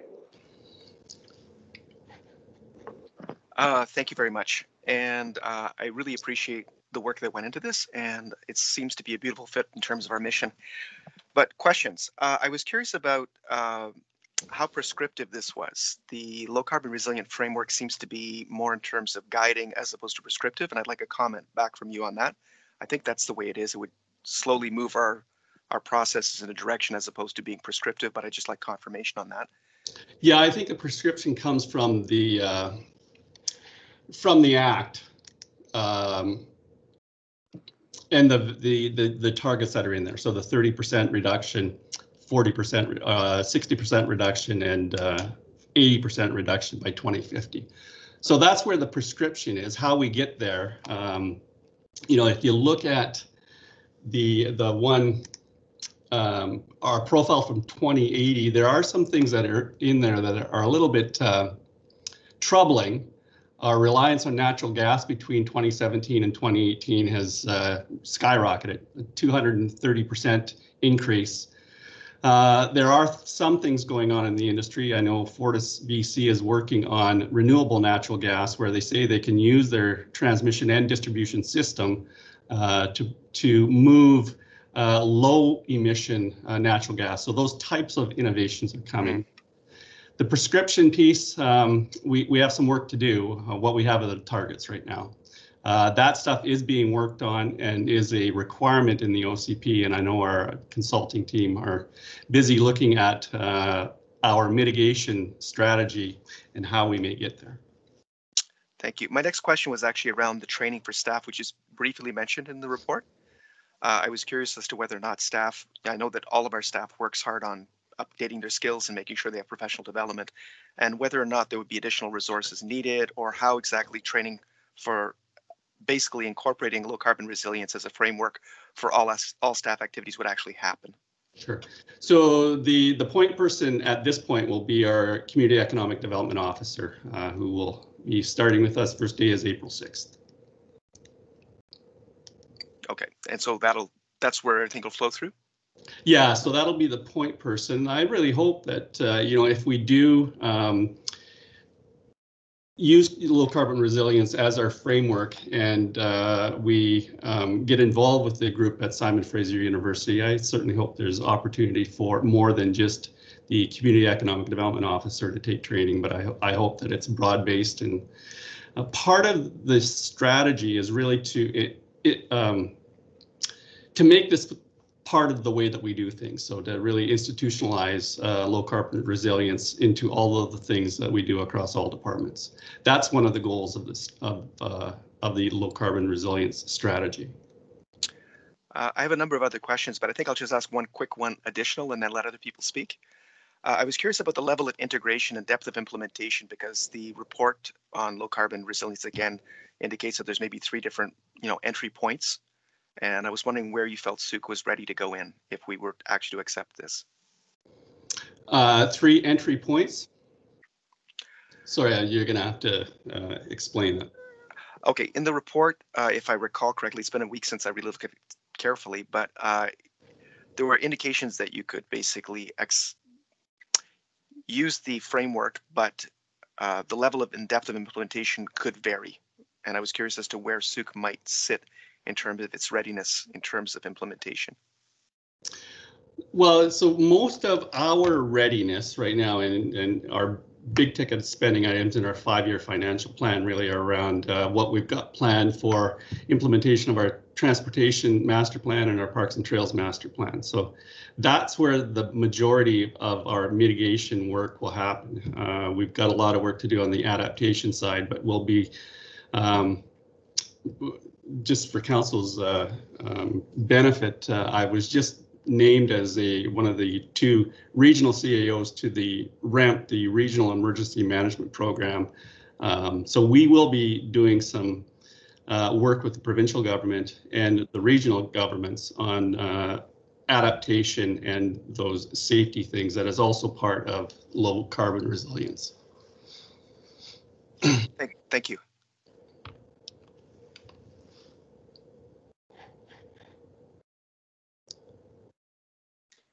Madam Chair, you're on. Thank you. Councillor Bateman, go ahead. Yes, yeah, thank you, CAO McInnes. When I shared this report with the Climate Action Committee, I stated that you had pulled another rabbit from your exceptionally well-resourced and connected hat. And I'm just curious, how did you find out about this LCR model? Well, one of the people that I really admire in the climate action world, and especially in natural assets, is Emmanuel Machado, the CEO from the town of Gibson. So I follow Manny's work, and I really admire the work that he's done, like I say, especially on natural assets. So Gibson's was one of those 14 municipalities who were defined as first wave municipalities involved with this LCR model. As a second wave municipality, you mentioned that peer-to-peer sharing, and Councillor St. Pierre noted that as well. So do you see that? That's pretty key in all this? Yeah, my understanding is they're not taking on more communities to be part of the partnership, but they do have, like, for example, there was their third peer-to-peer networking session in January of 2020, where each of the 14 reported back and talked about their learnings and how they've, the successes and the pitfalls in their implementation strategies. So the robustness of the community of practice, I think, is one of the things that is really beneficial. We can look at various communities. I know the current Climate Action Committee, they're looking at a lot of stuff that's being done on Salt Spring Islands. But the academic rigor behind this group and the support that it gets from SFU, I think, is a benefit. Okay. It's very interesting. We have these targets, right, of 30, 40, 60, 80. How do you see us measuring our carbon reduction? I guess the CRD will offer every 2 years, I think is the plan at the moment, to do measurements. Do you have any thoughts on that? Yeah, I think, well, there's supposed to be an update to the Act that the provincial government was due to table in 2020. I haven't seen it yet. So I'm hoping that, there's more help on reaching those targets. And quite frankly, I hope there's more resources that come from things like the carbon tax to help us get there as well. Okay, and a key thing here is the co-benefits model, right? Where the social, economic, environmental piece. When we, as a council, make a decision, how are we going to? Is there a mechanism or tool that we, as a council, can use with each one of our decisions to tick off the boxes?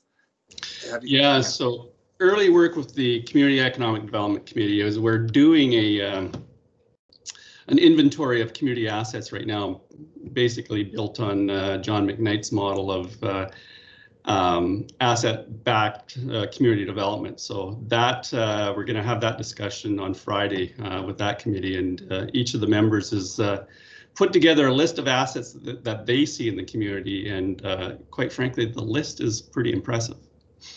Right. So I was thinking more in terms of at the table, as with tonight.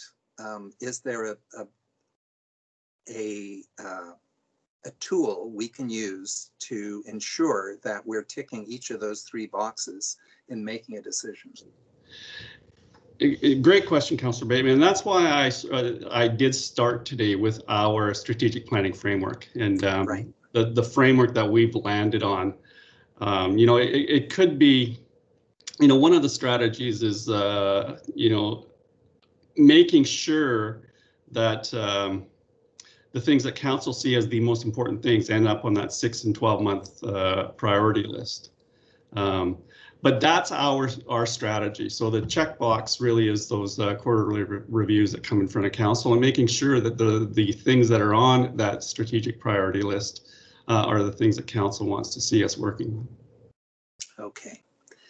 And I guess the final point I want to make is when we look at those numbers from 2017 to 2018, and we see that Sooke has managed a 0.1% reduction in that total tonnage of carbon, a key point that has to be made is that our per capita growth, we've moved from 9,000 to 14,000 over that period. So that number is a bit misleading.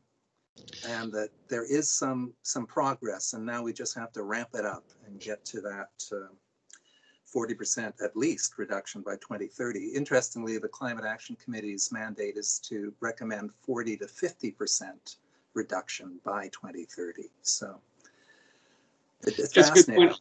I just finished Bill Gates's new book, and he makes some compelling arguments on the incrementalism and the pitfalls that it may be.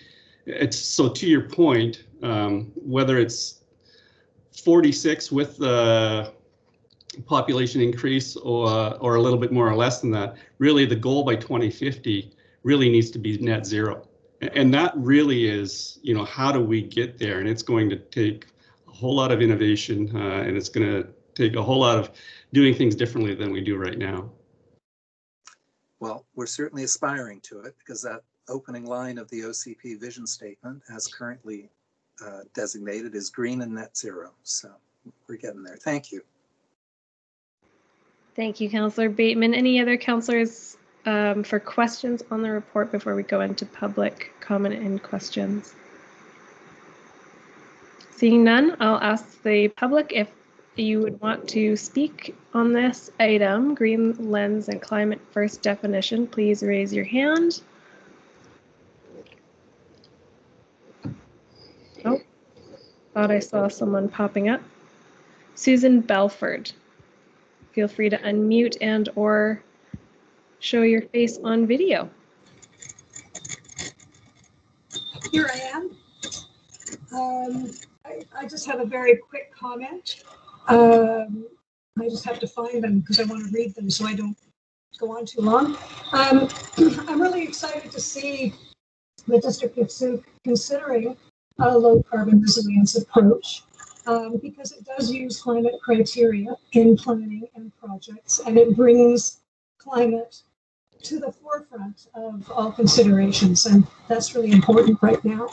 It identifies opportunities to reduce emissions and to reduce the vulnerability of the community and advances co-benefits, and it embeds current and future risk and emissions reductions into current decisions, and all of that is great, especially as Sault has natural assets in spades, right? There's the entire Sault Basin is a gigantic natural asset, not to mention the 19 fish-faring streams feeding into the basin, not to mention the forests that surround us. So obviously, it's great to have this approach. It does seem to me, though, that we need to consider the impacts of our climate impacts of our actions before all else. And one of the things that I'm a little bit uncomfortable about with LCR is that it talks about, it sort of embeds climate side by side with the economy and growth and all the other goods. And it seems to be really important that we consider climate impacts of our actions first, because, you know, without a livable climate, we don't have anything, no economy, no housing, no nothing. So that's a concern that I have. However, the LCR approach may not be a definition of climate first, but it is certainly a framework that gives us a way forward for doing what we need to do in terms of reducing GHGs. I think it's an important step. Thank you. Wonderful. Thank you very much, Susan Belford, for your comments tonight. Are there any other members of public who would like to speak on this item?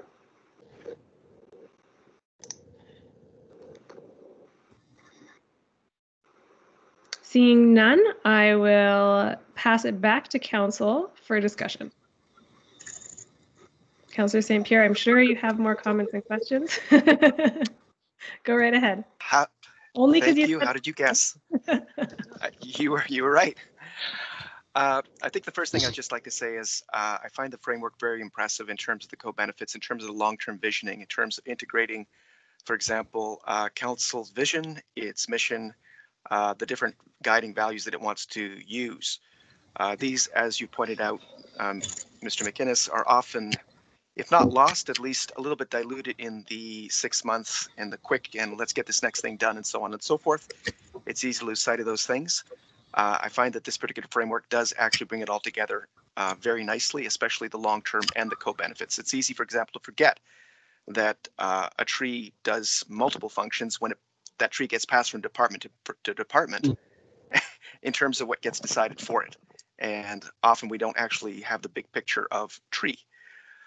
In terms of a further comment, in terms of what Ms. Belford was commenting on, I believe that having a thriving, resilient, low-carbon economy is pretty much the most important thing we can do to actually reduce our GHGs and actually get a handle on climate change. If we're still hooked into a global economy, if we're still not producing things we need locally, if we don't have jobs locally, if we have to commute to get to work, we're hooped.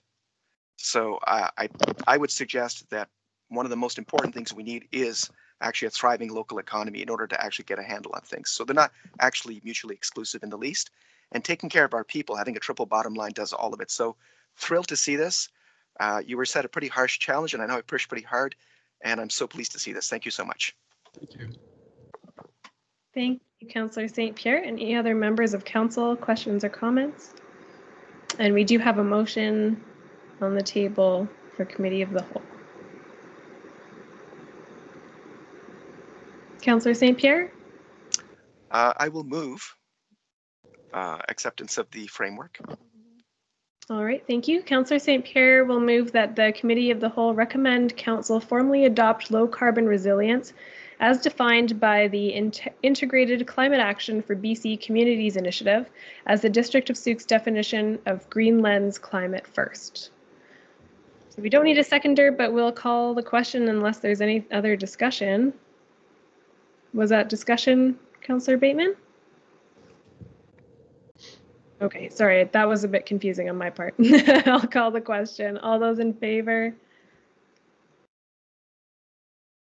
And no one is opposed, so we'll see that shortly in the regular council. But before we have one more item in the committee of the whole, which is 8.4 food truck service in parks.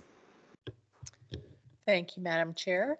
As council may recall, we did try and offer a pilot program for food trucks in our parks last year, but unfortunately we tried to implement the program too late in the year and food trucks had already committed to other locations, so we were unable to undertake the pilot program.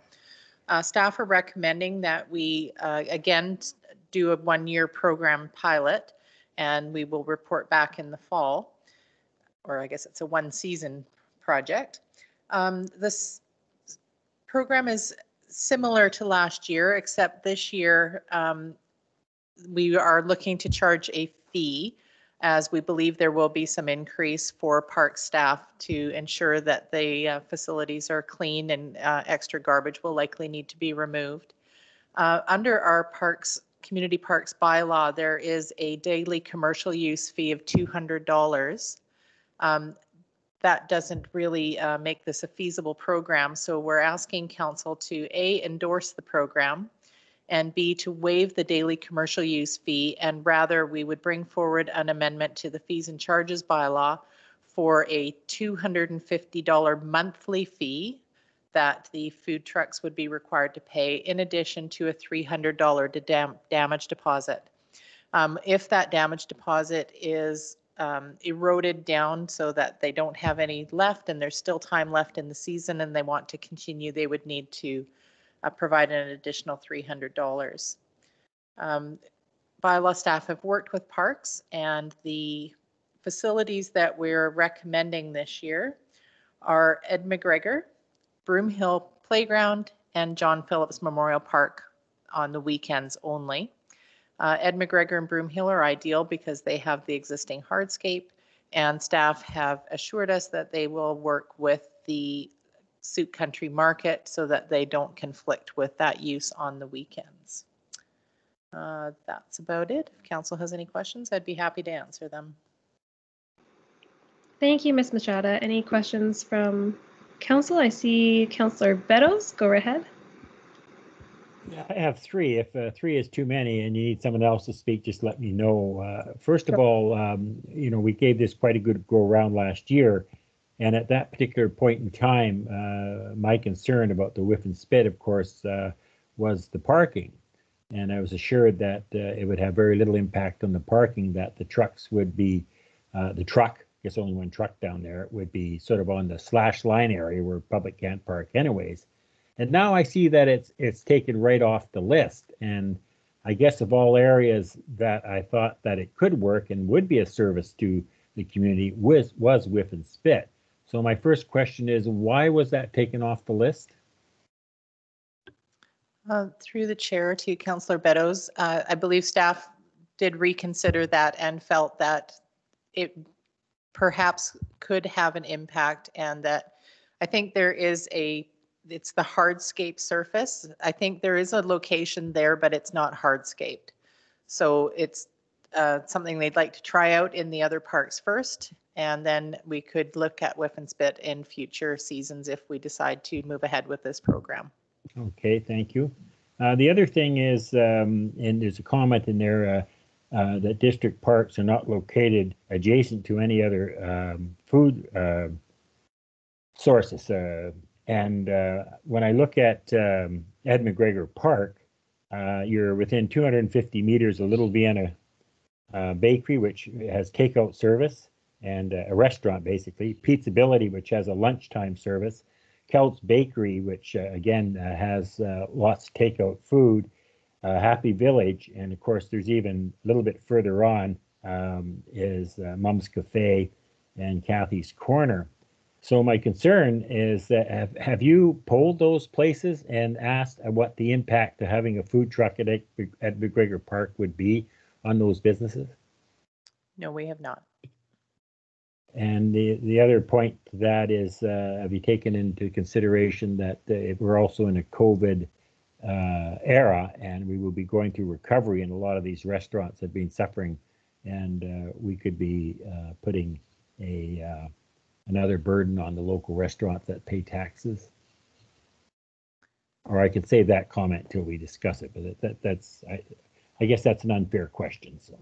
I guess we just looked at the fact that there are food trucks that are operating within these areas already. There is one by Souk Brewing. There's one over by the, the Gecko Mexican place.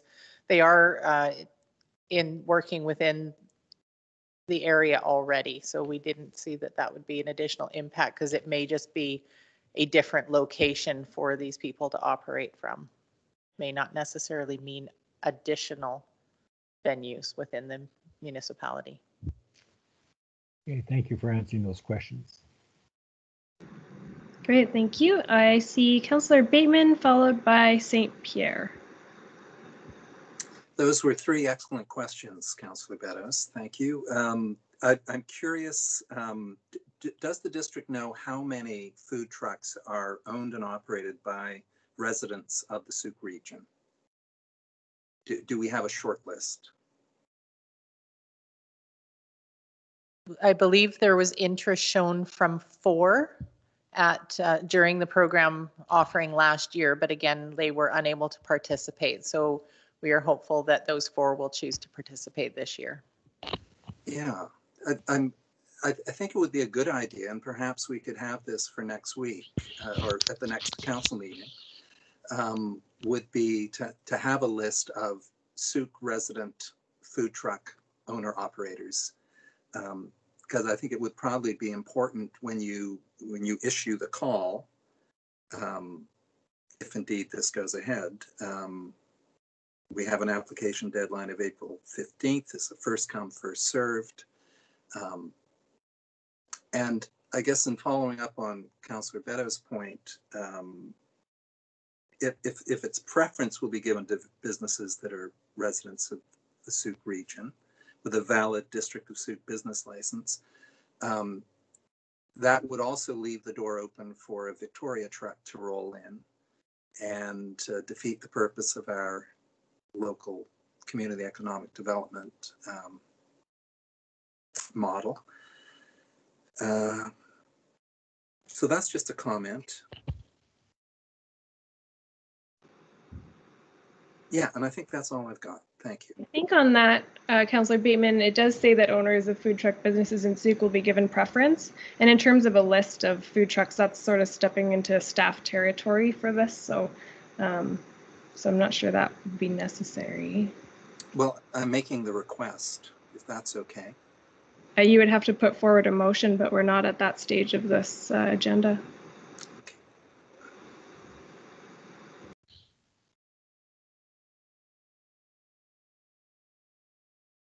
Councillor Logans, your worship, you're muted. Oops, sorry. Councillor St. Pierre followed by McMath. Thank you. I was actually curious as to whether or not food truck vendors had actually been asked about the cost. $250 seems reasonable, but I don't know exactly how much income a food truck actually makes and what kind of an impact that might have on whether or not they'd be able to operate. And sort of in response, I don't actually know what our bricks and mortar restaurants are paying in terms of commercial taxes. I understand them to be substantive, but I would imagine that $250 per month also works out to about $3,000 per year, which would also be substantive for a truck and would provide income for services and infrastructure and so on and so forth. But I'm curious about how the number was arrived at. Is this in comparison to other districts, or how was the number come to? Through your worship, to Councillor St. Pierre, yes, it's on page 2 of the report, the third paragraph. A comparison was done of other municipalities. The lowest was $180, and most municipalities range from $250 to $500 per month. So we've gone a little bit higher than the minimum 180, but right at the bottom of the average. And to answer your other question, this has not been proposed to those that were interested, but we are fairly certain that there is going to be additional costs. And given council's conversation of a few weeks ago when we talked about brick and mortar and whether there would be any unfairness with the food trucks, we felt that there should be some sort of fee attached to this program. Thank you. Thank you, St. Pierre. Councillor McMath.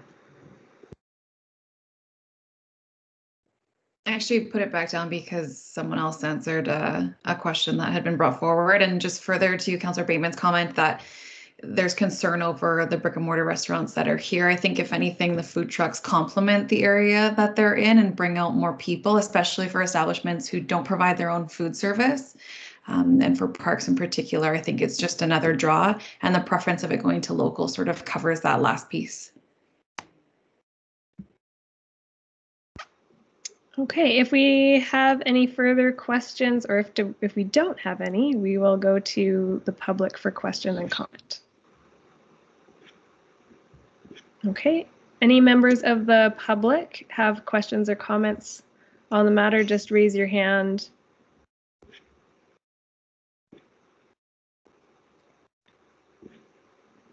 And I don't see anyone coming forward, so we will move into the discussion portion of this. Council, we do have motions on, recommended motions.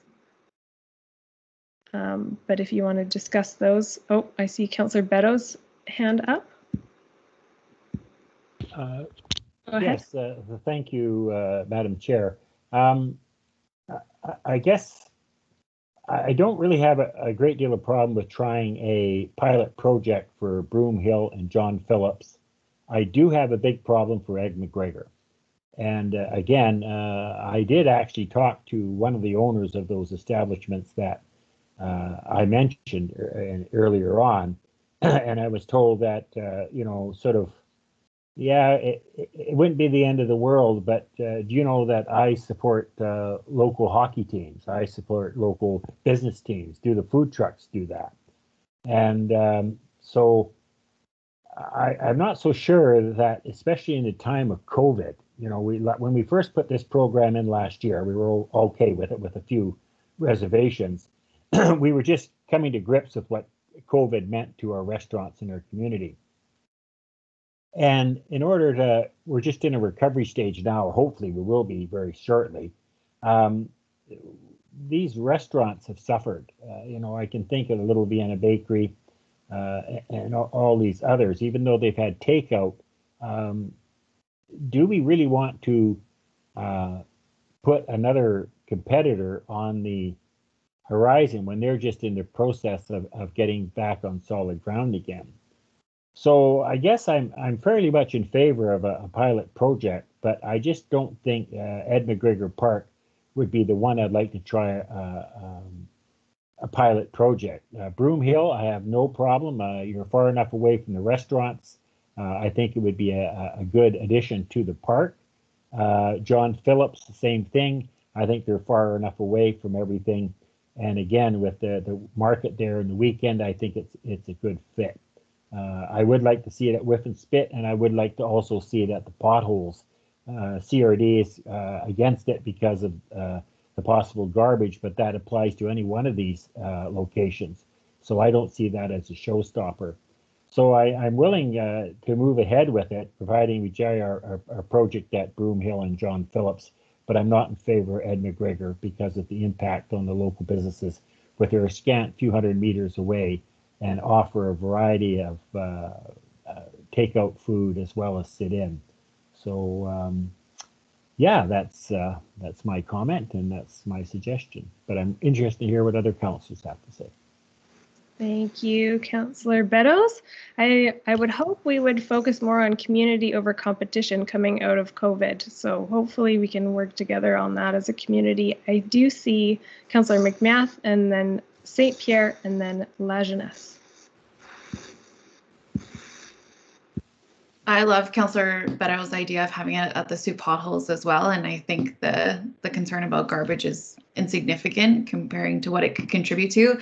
In regards to Ed McGregor Park, rather than not having it there, we could look at like an amendment where a different food style compared to the ones that are nearby that you have concerns about. Perhaps a food truck is a different match.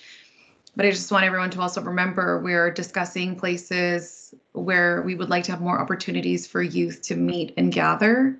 And they're bored, they have nowhere to go, coffee shops, things like that. So this is another alternative for kids to gather in an outdoor space amongst a pandemic where they can have that opportunity. So and then back to Whiff and Spit, I don't think it should go to Whiff and Spit simply because I probably go there every 3 days and parking is so extraordinarily limited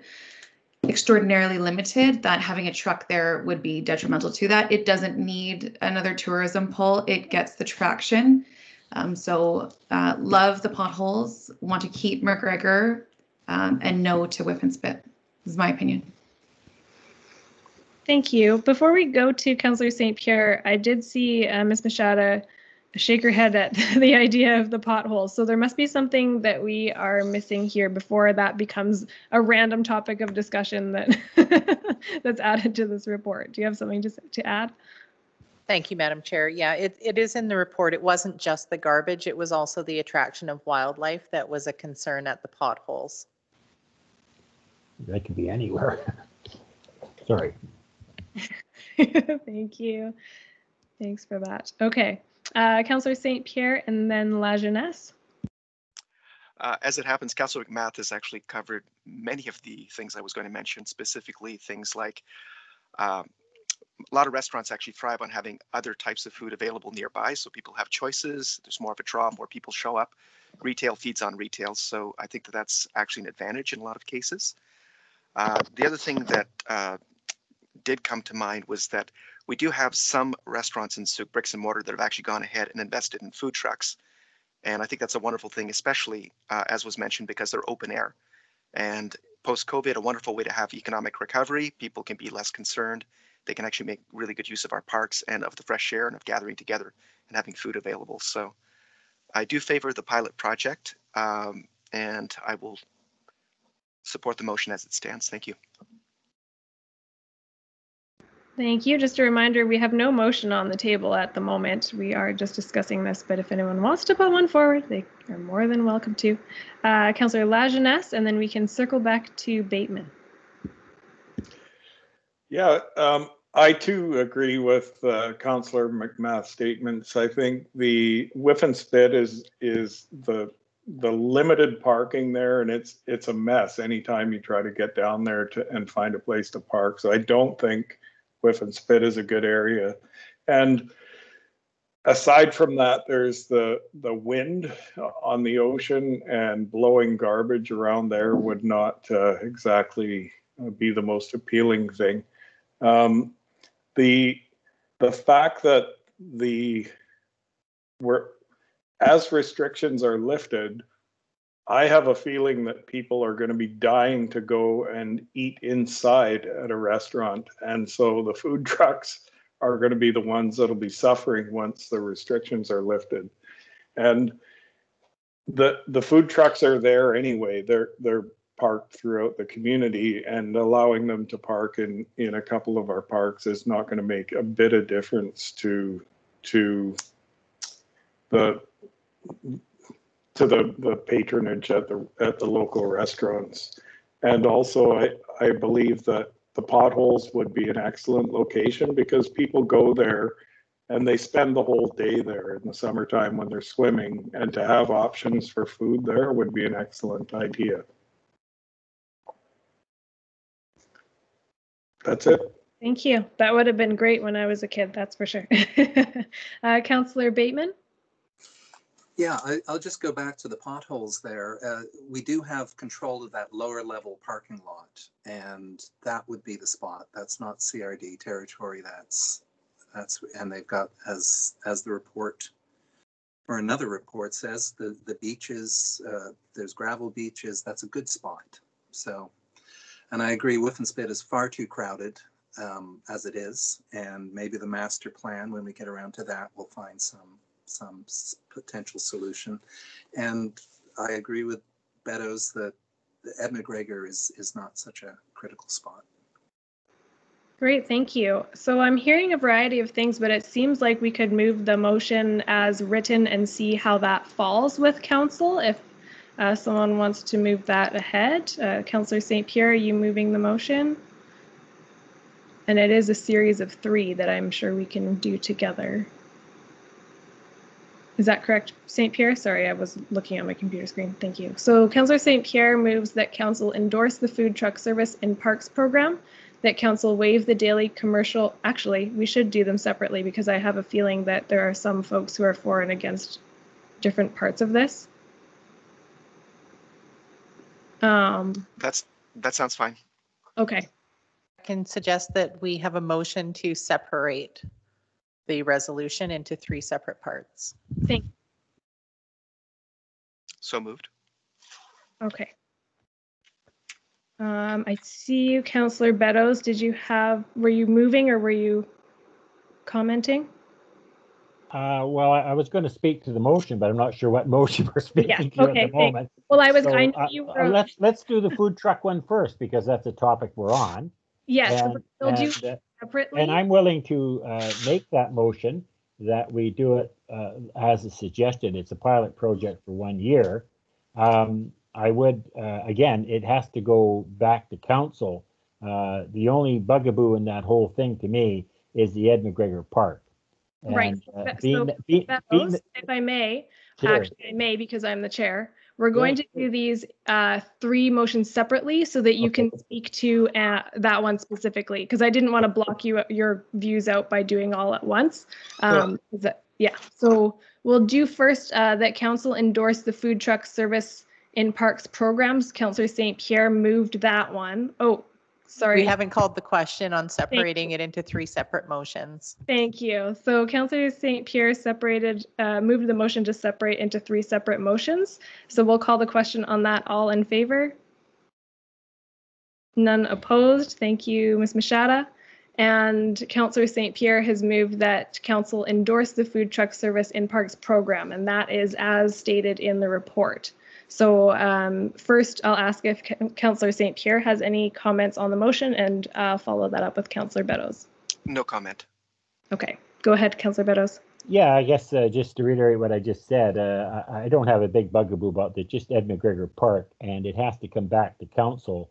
And this gives the opportunity that if there's anybody of those businesses that do have some concerns, they can get back to us. If we hear nothing, then I have no objections. But I think that the public should be aware that this could possibly come up, and it's not a done deal yet. So other than that, I'm not that displeased with it, just that one area. Thank you. Yeah, that's an excellent point.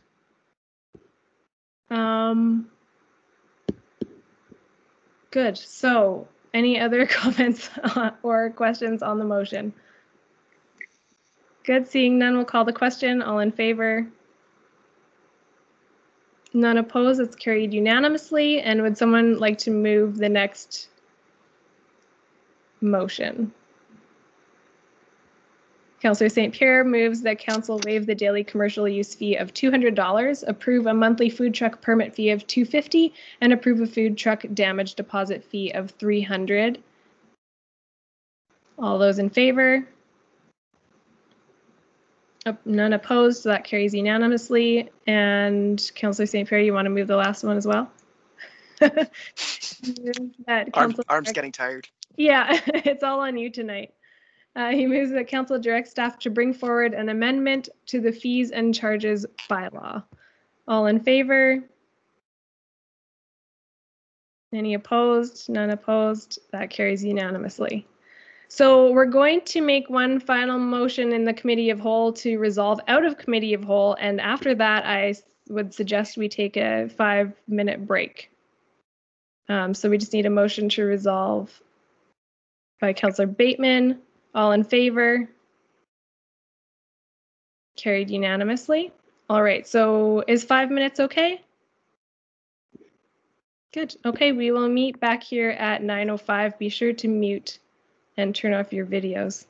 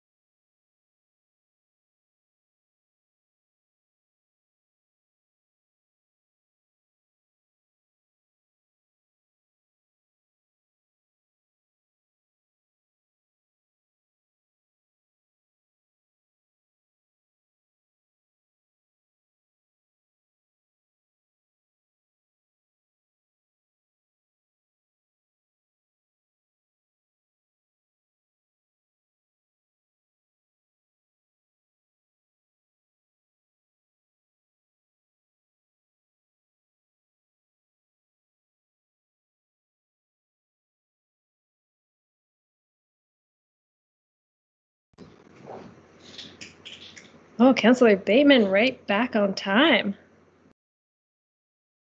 Love it. I just splashed so much water into my eye. So I can't really see out of one eye. What kind of dog do you have? A Bernedoodle. A Bernedoodle? Can you put the screen down to see? Come here. He'll come over. Come on, up, up. I know we're recording, but oh, sorry. Come here. Oh, that's all right. There's only gonna be. There he is. Oh. Say hi, Balto. This is Baltimore. He's tired. Well, we have to see who was making all that noise. Oh, exactly. I didn't want to accuse Jeff, so there you go.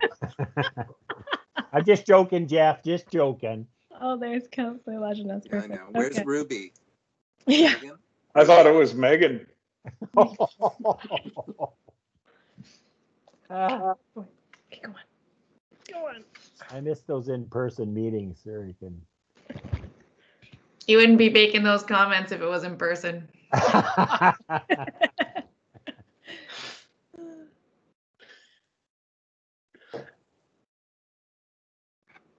All right. Did everyone do their lunges? Yeah.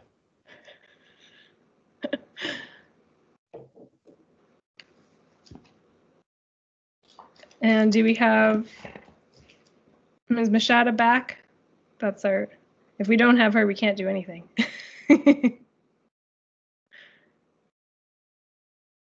We are nothing without you.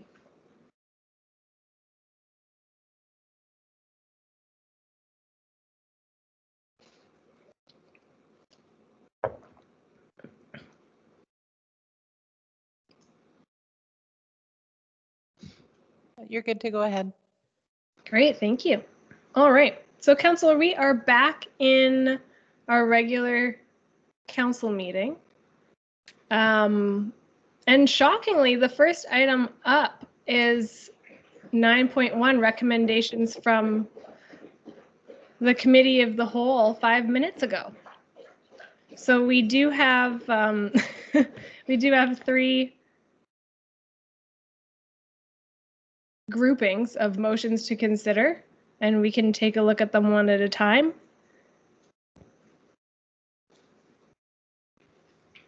Would anyone like to move any, or? Yeah, I'll move the first one. So the council directs staff to draft a new Silver Spray fire protection agreement for presentation and discussion with the CRD that reflects council's recommendation renewal option. Do we have to do the second one? I guess we can do them both together, eh? That council formally adopt the carbon. Oh no, that's a different one. Sorry. So that first one is Silver Spray. I'll make that motion. It's the first part that council accept the report for information. Yes, they're just separated differently. I can see where you're getting them. Oh, okay. Yeah, I'll move that. Sure. Move acceptance of the report for information and, as you stated, the renewal option. Sure. Perfect. And a seconder for the motion? Councillor McMath seconds. I saw everyone's hand go up for the second, so I will just call the question. All in favor? That's carried unanimously. The second one is the low carbon resilience. Oh, Councillor Bateman, did you put your hand up there? Nope. Councillor St. Pierre? I'll move the motion. All right. Councillor St. Pierre moves that council formally adopt low carbon resilience as defined by the Integrated Climate Action for BC Communities Initiative as the District of Sault's definition of green lens and climate first / climate first. I'll second that. Bateman seconds the motion. Any discussion on the motion? No. What a surprise. All right. Call the question. All in favor? Any opposed? Councillor Bateman, you're in favor? Yes. Okay. So that's carried unanimously. And there is one final grouping of motions there. Any takers? Can I make an alternative motion?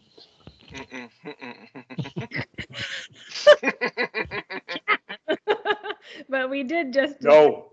what we can do is move the motion and have you discuss the motion, and if we need to make amendments, we can do that. But just since Sure, whatever's the proper way to do it. I guess basically I'm just going to ask that it be put off for one more meeting, give the public an opportunity to comment on it.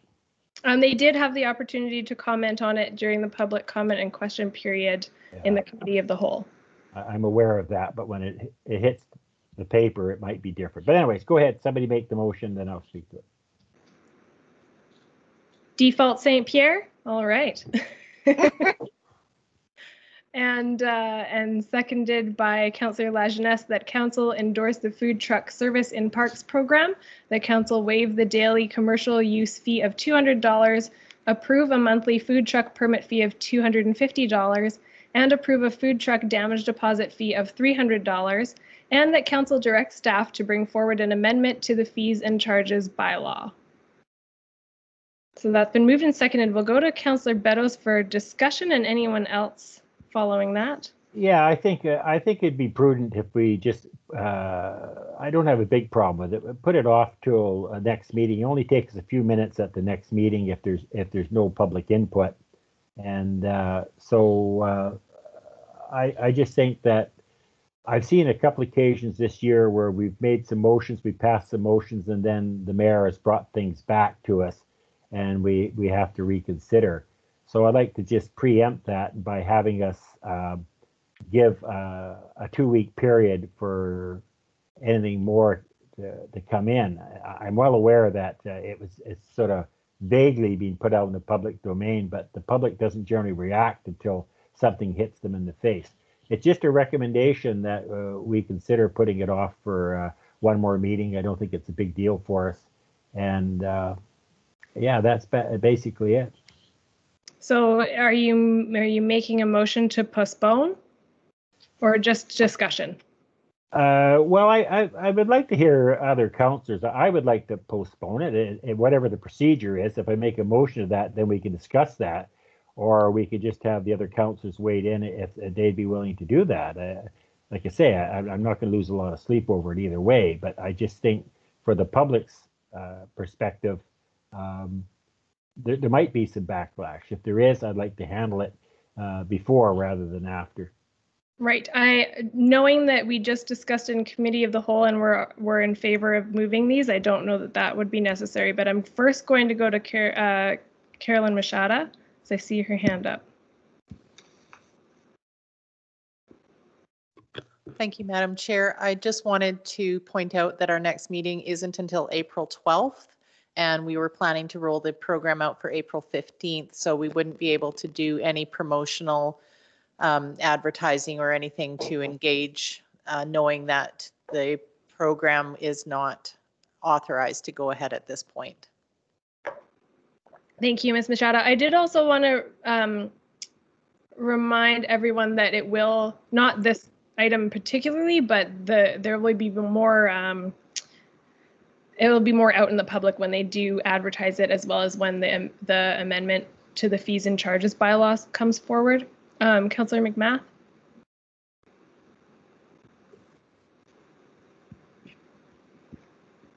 I'm good, thanks. Okay. Councillor Beddoes, did you want to make, oh, sorry, St. Pierre? Just that I thought I would say that in this particular case, it is a pilot project. If there are actually impacts, we'll find out. I suspect that if we do have residents that have really solid reasons why we shouldn't, for example, use Ed McGregor Park, I hope that our staff can take that into consideration in how the plan actually rolls out. I don't think that we're necessarily beholden to actually use Ed McGregor Park or any other park. I think it depends on the demand, which food trucks step up. I personally wouldn't want to set up a food truck in Ed McGregor compared to John Phillips or the other options. I don't actually think it's a better location myself, but I would suggest that we step out of the operations and see how the pilot works out and make it happen, because I think it's a good thing for our community. Thank you, Councillor St. Pierre. Councillor Beddoes, did you want to make a motion to postpone? No, I'm okay. There's a good rationale there. I thank Councillor St. Pierre for his comments. It is a pilot project, and I appreciate staff's comment about the timing of this. And again, if there's pushback, we can deal with it. So I'm okay with proceeding it the way it is. Wonderful, thank you. Councillor Bateman? Yeah, I'm fine too. I was just curious about that lower level soup potholes option, given that we have a short, hot summer ahead of us. Yeah, I would just personally think that that this pilot goes well, and we can look at expanding to different locations. But I mean, Good with that, yeah. Okay. Any other questions or comments on the motion? Seeing none, we'll call the question. All in favor? None opposed, so that carries unanimously. Look at us go. So we're on to item 10, report of our CAO. Thank you, Madam Chair. Just a really quick update on something that we talked a little bit about during the search-in delegation earlier. There's a new COVID Restart grant program that was announced last week, strengthening communities services. It's a substantial grant program, up to $450,000, to really talk about some of the things that that you mentioned, Madam Chair, around services for most vulnerable in our communities and the impacts of the things that we're dealing with, and maybe, you know, looking at jurisdictional items and who should be doing what. So Search-in is going to be managing that grant application, but it does require the district to make the application. So just want to give you a heads up, it's coming to the next council meeting. There's a deadline. Of course, the windows for these things are always very short. The deadline is April 16th. So just a heads up that we'll see that on the next regular council agenda. And that's all I have for this evening. Wonderful, thank you very much. Oh, lost my agenda here. Give me one moment. So we move on to item 11, which is our public question and comment period. I see a few members of the public who have stuck around. Excellent, you deserve a medal. And please come forward if you would like to speak on any item on our agenda. You can raise your hand and I'll acknowledge you.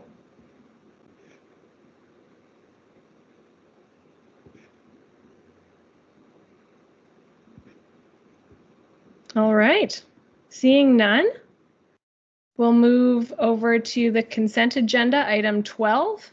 And there is a motion that suggested motion that agenda item 12.1 be approved by general consent. And that is our correspondence. Councillor Bateman, are you moving that motion?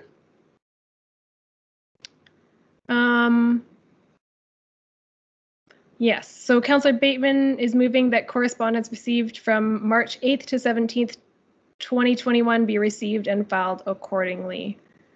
I believe, is that what we're doing? I'm kind of confused that there's two motions in one. Is that sufficient, Ms. Machado? Councillor Bateman is actually moving that agenda item 12.1 be approved by general consent. Okay, thank you. And then do we have to address 12.1 after that?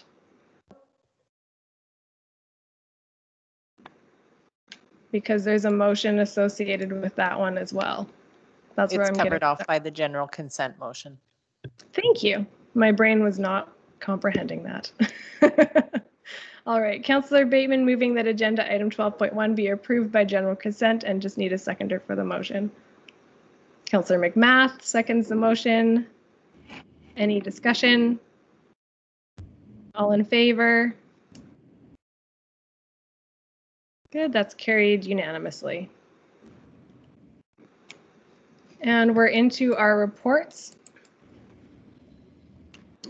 13.1 ALR non-farm use placement of fill application for 2049 Harborview Road. Thank you. I'll just begin sharing my screen here.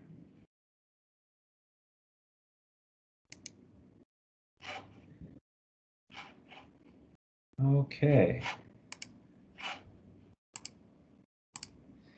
So this is a non-farm use application which we received for the placement of fill on agricultural land reserve parcel for the purpose of placing clean fill on the property. The intent is to bring the overall grade of the site to a level state so that the eastern portion of the property can be safely used for agricultural pursuits and to remediate alterations caused to land by the previous landowners when clearing of buildings and debris occurred. As set out in the revised Agricultural Land Commission regulations that came into effect back in February of 2019, farm use is no longer defined in any circumstances to include soil removal or fill replacement. Therefore, a non-farm use application is required. The subject property is approximately 0.84 hectares in size, and approximately 0.04 hectares of the property is currently being used for a plum and apple orchard, and approximately that same area of land is also being used for a pig pen for one of pigs on property. Property is zoned small-scale agriculture, which is the RU3 zone, and is designated agriculture in the official community plan. Surrounding land uses include small-scale agriculture and rural residential RU4, and also the neighborhood rural residential RU5 zoning. The applicants indicated their intent is to place clean fill to the eastern side of the property to bring the overall grade of the land to a safe level for agricultural use. The area requiring fill is approximately 0.4 hectares in size, and that's approximately 50% of the total land area for the subject property. The maximum depth of clean fill to be placed on the land will be approximately 3.5 meters, and the volume approximately 5,250 cubic meters.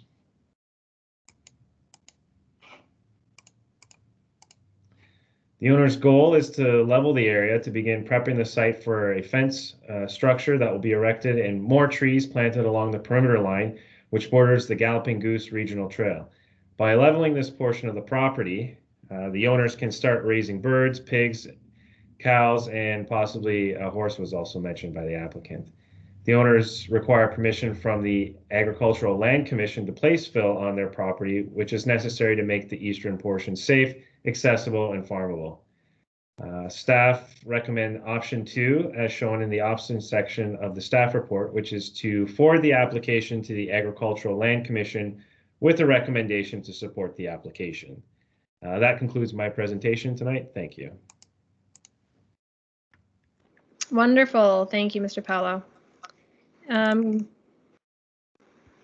Any comments and questions from council? Councillor St. Pierre. Just a really quick one, and I was wondering if, in terms of the recommendation put forward to the ALC, whether or not there was any place for us to just mention to them that often it's necessary to bring on manures, supplements, good soil, topsoil, and any number of other types of fill. And whether or not, I know that the intent of the new legislation was to keep people from using ALR land as a garbage dump and then claiming it was not farmland. And I get that, and potentially ruining farmland.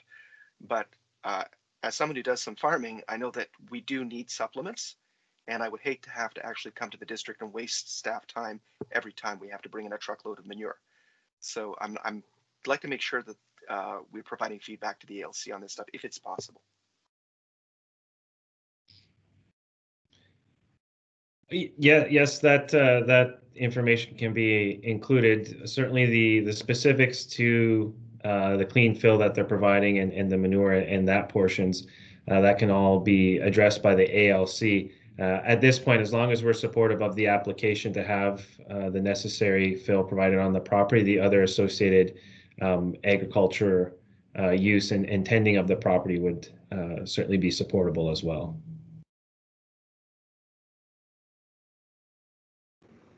Great, thank you. Any other members of council?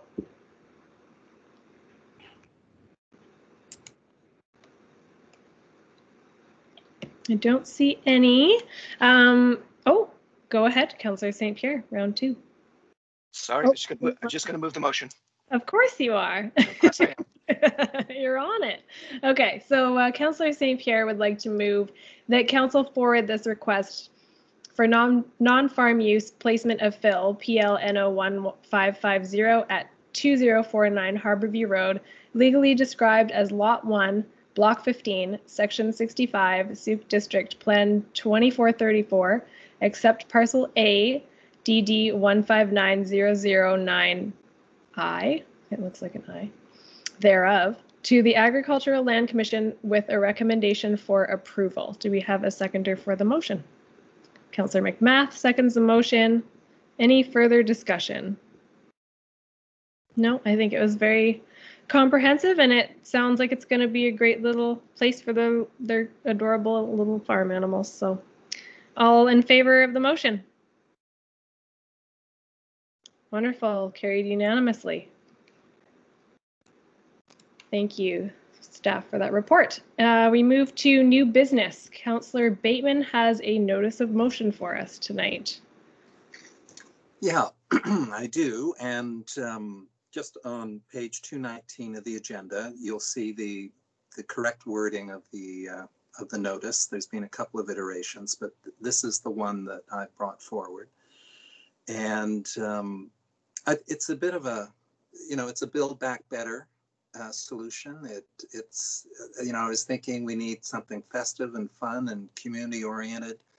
Health and fitness, the fact that we have these wonderful parks and that they are rather underutilized, I think. So based on innumerable conversations I've had over the years, wondering why Souk doesn't have a summertime schedule of activities and events that can be marketed regionally to bring folks to Souk to utilize our businesses and shops, and also to for residents to have a less, if I'm a young person, less boring and disconnected community, or whatever they were telling us earlier. So I'm not going to oversell it. I think I ran it by the mayor and our CAO and Ms. Hooper, the manager of Parks and Environmental Services, and everyone encouraged me to give it a go. Ms. Hooper replied with a cheery, we think anything is possible. And she did note that, CPark staff, contractors, service groups could have a conversation about this. I did have a look at the Souk Region Cultural Plan of 2011, and it has a number of recommendations within it that ties in with this idea. And I know that Peter Johansson from the Souk Music Festival is on the SPA committee. And as Ms. Hooper told me, one of CPark's mandates is to liaise with organizations that the district funds. And that opens the door to collaboration with a wide range of groups that have received sponsorships or community grants.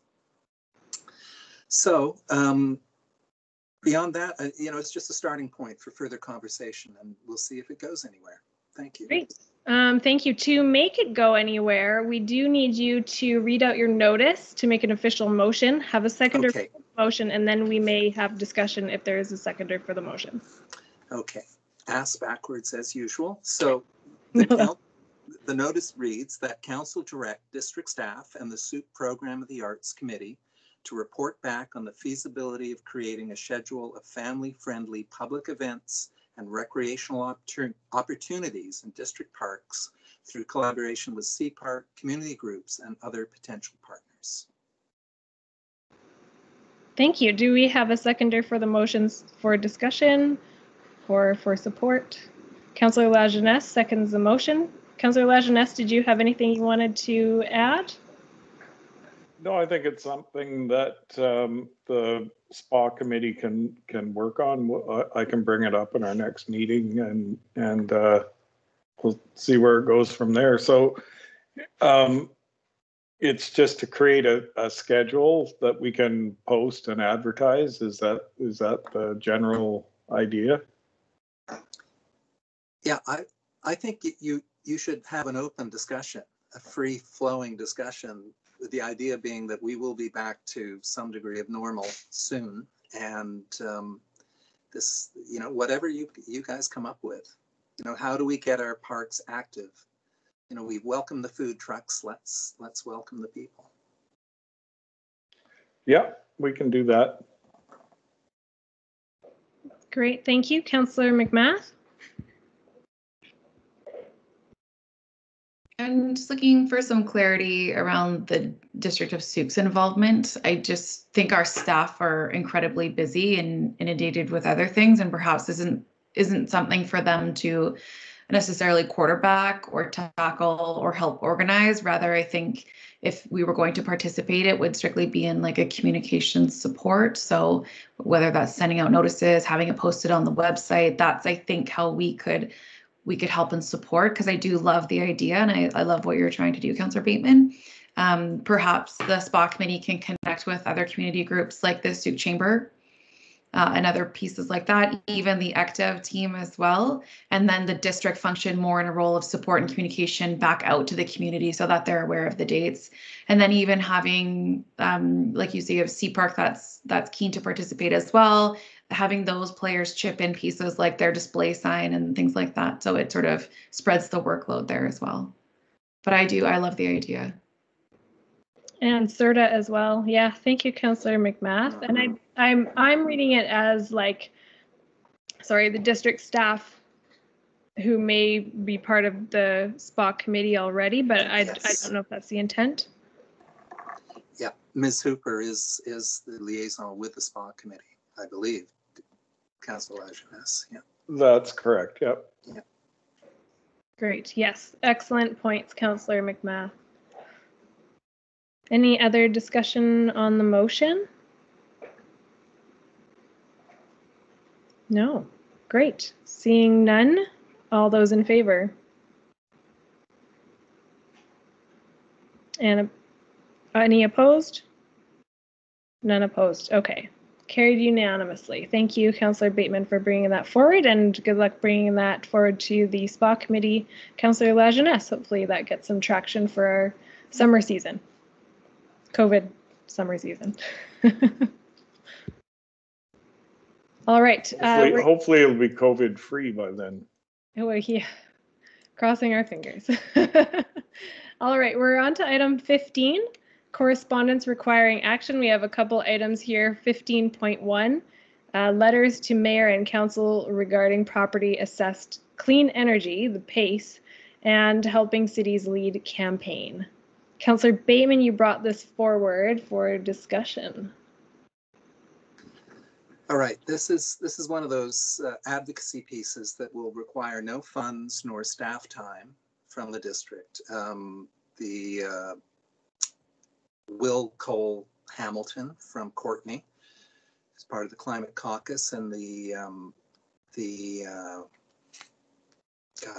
Help Cities Lead initiative. He's provided us with a pair of resolutions and matching letters that I'm happy to write up and or personalize for Souk, bring it forward to the next council meeting. And I trust you've all had a chance to read into both the subjects of both these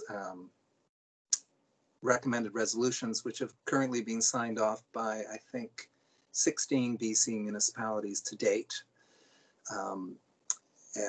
The PACE program is property assessed clean energy financing, and this allows property owners to finance the upfront costs of building, of putting in new energy efficient heating systems or new windows, and that they can pay the costs back over time through a voluntary property tax assessment attached to the property. And this is deemed to be one of the brilliant ideas of the 21st century. And it's already being embraced by the BC Minister of Energy, Mines and Low Carbon Innovation, has in his or her, I'm not sure who he or she is, the mandate letter is to include PACE. So this is a the District of Sault joins with other municipalities in recommending that the government proceed with this. So, and likewise with the Help Cities Lead initiative, that too is it relates to regulating GHG emissions for existing and new buildings, create home energy labeling, and that's kind of a disclosure program so that a new homeowner can very quickly discover how energy efficient this home actually is. It would have an energy score label attached to it. So I'm taking more time to describe this thing than it would actually take to join the 16 other municipalities in signing off on this. So I'll make a commitment to bring these resolutions forward, customized for Sault, to the next council meeting. No, that's great. I'm done. You're funny. Okay. So so you're wanting to bring this forward to another meeting? Or did you want to Yeah, just... I think if That's fine. I don't think we're in a rush or anything. And no, I agree. Great. Councillor St. Pierre. I would suggest that because the material is actually a little bit dense and sometimes challenging to digest, it might be even better to bring it to a committee of the whole where we could actually have an open discussion and then have it furthered to a regular meeting. So it's just, I guess that's a friendly amendment of sorts. I would also just mention that the PACE program and finding a way to actually reduce our energy costs with our buildings is one of the keystones of actually getting a hold of deep cuts in our emissions. So these are very important tools. The province is already on it. This is just extra push on the part of districts and local government to get it happening as quickly as possible. Great, thank you. And yes, if we did discuss it at committee of the whole, it's possible that it would be a great opportunity to hear from the public on that. I know that our CIO, Mr. McInnes, has done a bit of research on it, so I'll pass it over to him. Just a correction. I believe the letter from Mayor Helps in her item number 1 on page 1. It says that regulating GHG emissions from new buildings in the last sentence. I believe that should be existing buildings, and it's a substantial difference because I think that STEP code gives us the ability to regulate efficiencies of new buildings, but I believe the intent here is that LEED wants to regulate emissions from existing buildings. Wonderful, thank you. Oh, Councillor Bateman, did you want to speak? Yeah, just the Help Cities Lead initiative has these 5 key points, and point number 4 is regulating GHG pollution for existing buildings. So there's also a number of other items that we can discuss fully in that committee of the whole. So can I make a motion that we bring this item forward to a future committee of the whole? Yeah, I think that's a great motion to make. It looks like Councillor St. Pierre is seconding your motion. Any discussion on the motion? No? Okay. All those in favor? Carried unanimously the night. Wonderful. Thank you for bringing that forward. It'll be good to discuss it at a future committee of the whole. And we are now on to item 15.2, which is letter from Honorable Mike Farnworth, Minister of Public Safety and Solicitor General. I don't know if someone brought that forward in particular. It may have been Mayor Tate who forwarded this to us. Yeah, I'll speak to that if you don't mind. This came out of the Age Friendly Committee. You know, Al Jones back in 2017, and Councillor Casper led the charge initially. We wound up getting a pilot project started pre-COVID, through Coast Capital so that people could have their enhanced road assessment tests in Souk as opposed to having to drive out to Mackenzie and Quadra. And it appears now that we see that the program will continue through the end of June. As it states, only 2 drivers have been booked, but these ERAs are required based on age or doctors' notices about failing eyesight and that sort of thing. So I guess only 2 people have been required to do it, but I bet those 2 people were particularly grateful not to have to trek into town and drive on roads that they customarily don't drive on. So I will receive it for information. I'll move that we receive this for information. Great, thank you. And a seconder for that motion? Councillor McMath. Discussion on the motion, I would just add that one of the 2 drivers is not a resident of Souk. So they may have been here at the time or it could have, I don't know how it works, but I don't want to make speculations. I just found that interesting. Any discussion on the motion? All in favor?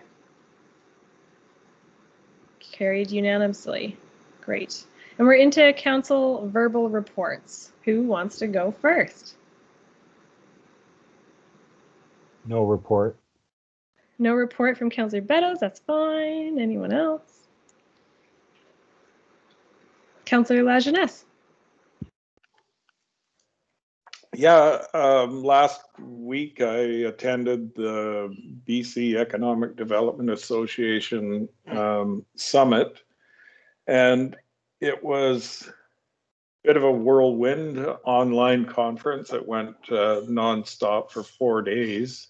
There was a lot of information to digest, and all of the sessions are available online, and I'm going to be reviewing some of the key presentations that I took notes on, and I'll be sharing those with the Economic Development Commission. And our CAO attended along with me, and we haven't really had a chance to compare notes really since, so we will do that as well. And that's about it. Wonderful, thank you. Councillor Bateman.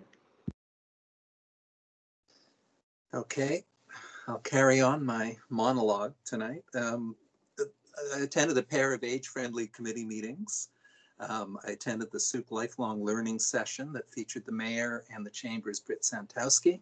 Those are really good, by the way, the lifelong learning. If you're free in an afternoon, which I know I am at any rate, it's worth attending.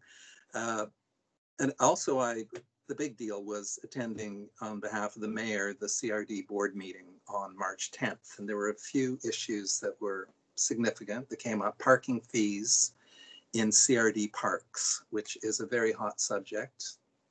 You may have read in the Times Colonist and elsewhere. And the CRD needs to cover its operational costs in maintaining these parks. CRD staff have recommended parking fees in 9 of its more popular parks, which would be phased in over 3 years, leading up to as much as $7 per day rate in these 9 parks.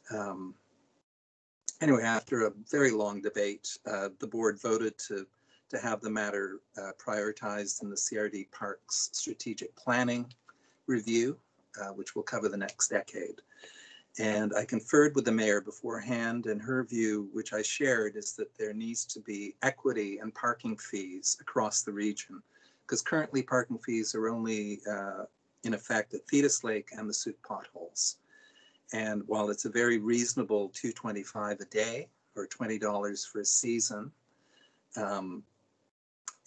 it's, and this is from May to October, there's still a need for equity across the region, and that's where we left it.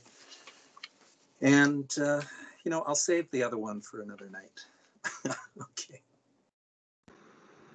Oh, no worries there. Any other councillors wish to report? No, I just wanted to send a shout out to our Team Sewer of the District of Sauk. We're in a different location than many of our other staff, as is the Parks Department, but often forgotten because we forget that we have this amazing sewer system in our community that is actually one that other communities look up to. So we're really grateful for everything you do, especially during these winter months when there's so much extra flow in our system and during COVID. So just wanted to use my time to shout out to our sewer team. All right, so moving on to our last item then, which is adjournment. This has been another great edition of Sauk Council, bringing you your top Monday night entertainment. Next time, bring a friend. You can you brought a dog. I'll bring a cat. Bring a friend, bring a dog. You can register to participate at sauk.ca/teamslive. But we just need a motion to adjourn. By Councillor Beddoes, seconded by La Jeunesse. All in favor? Carried unanimously. Great. Thank you, everyone. Have a great night. Good night, everybody. Thanks all.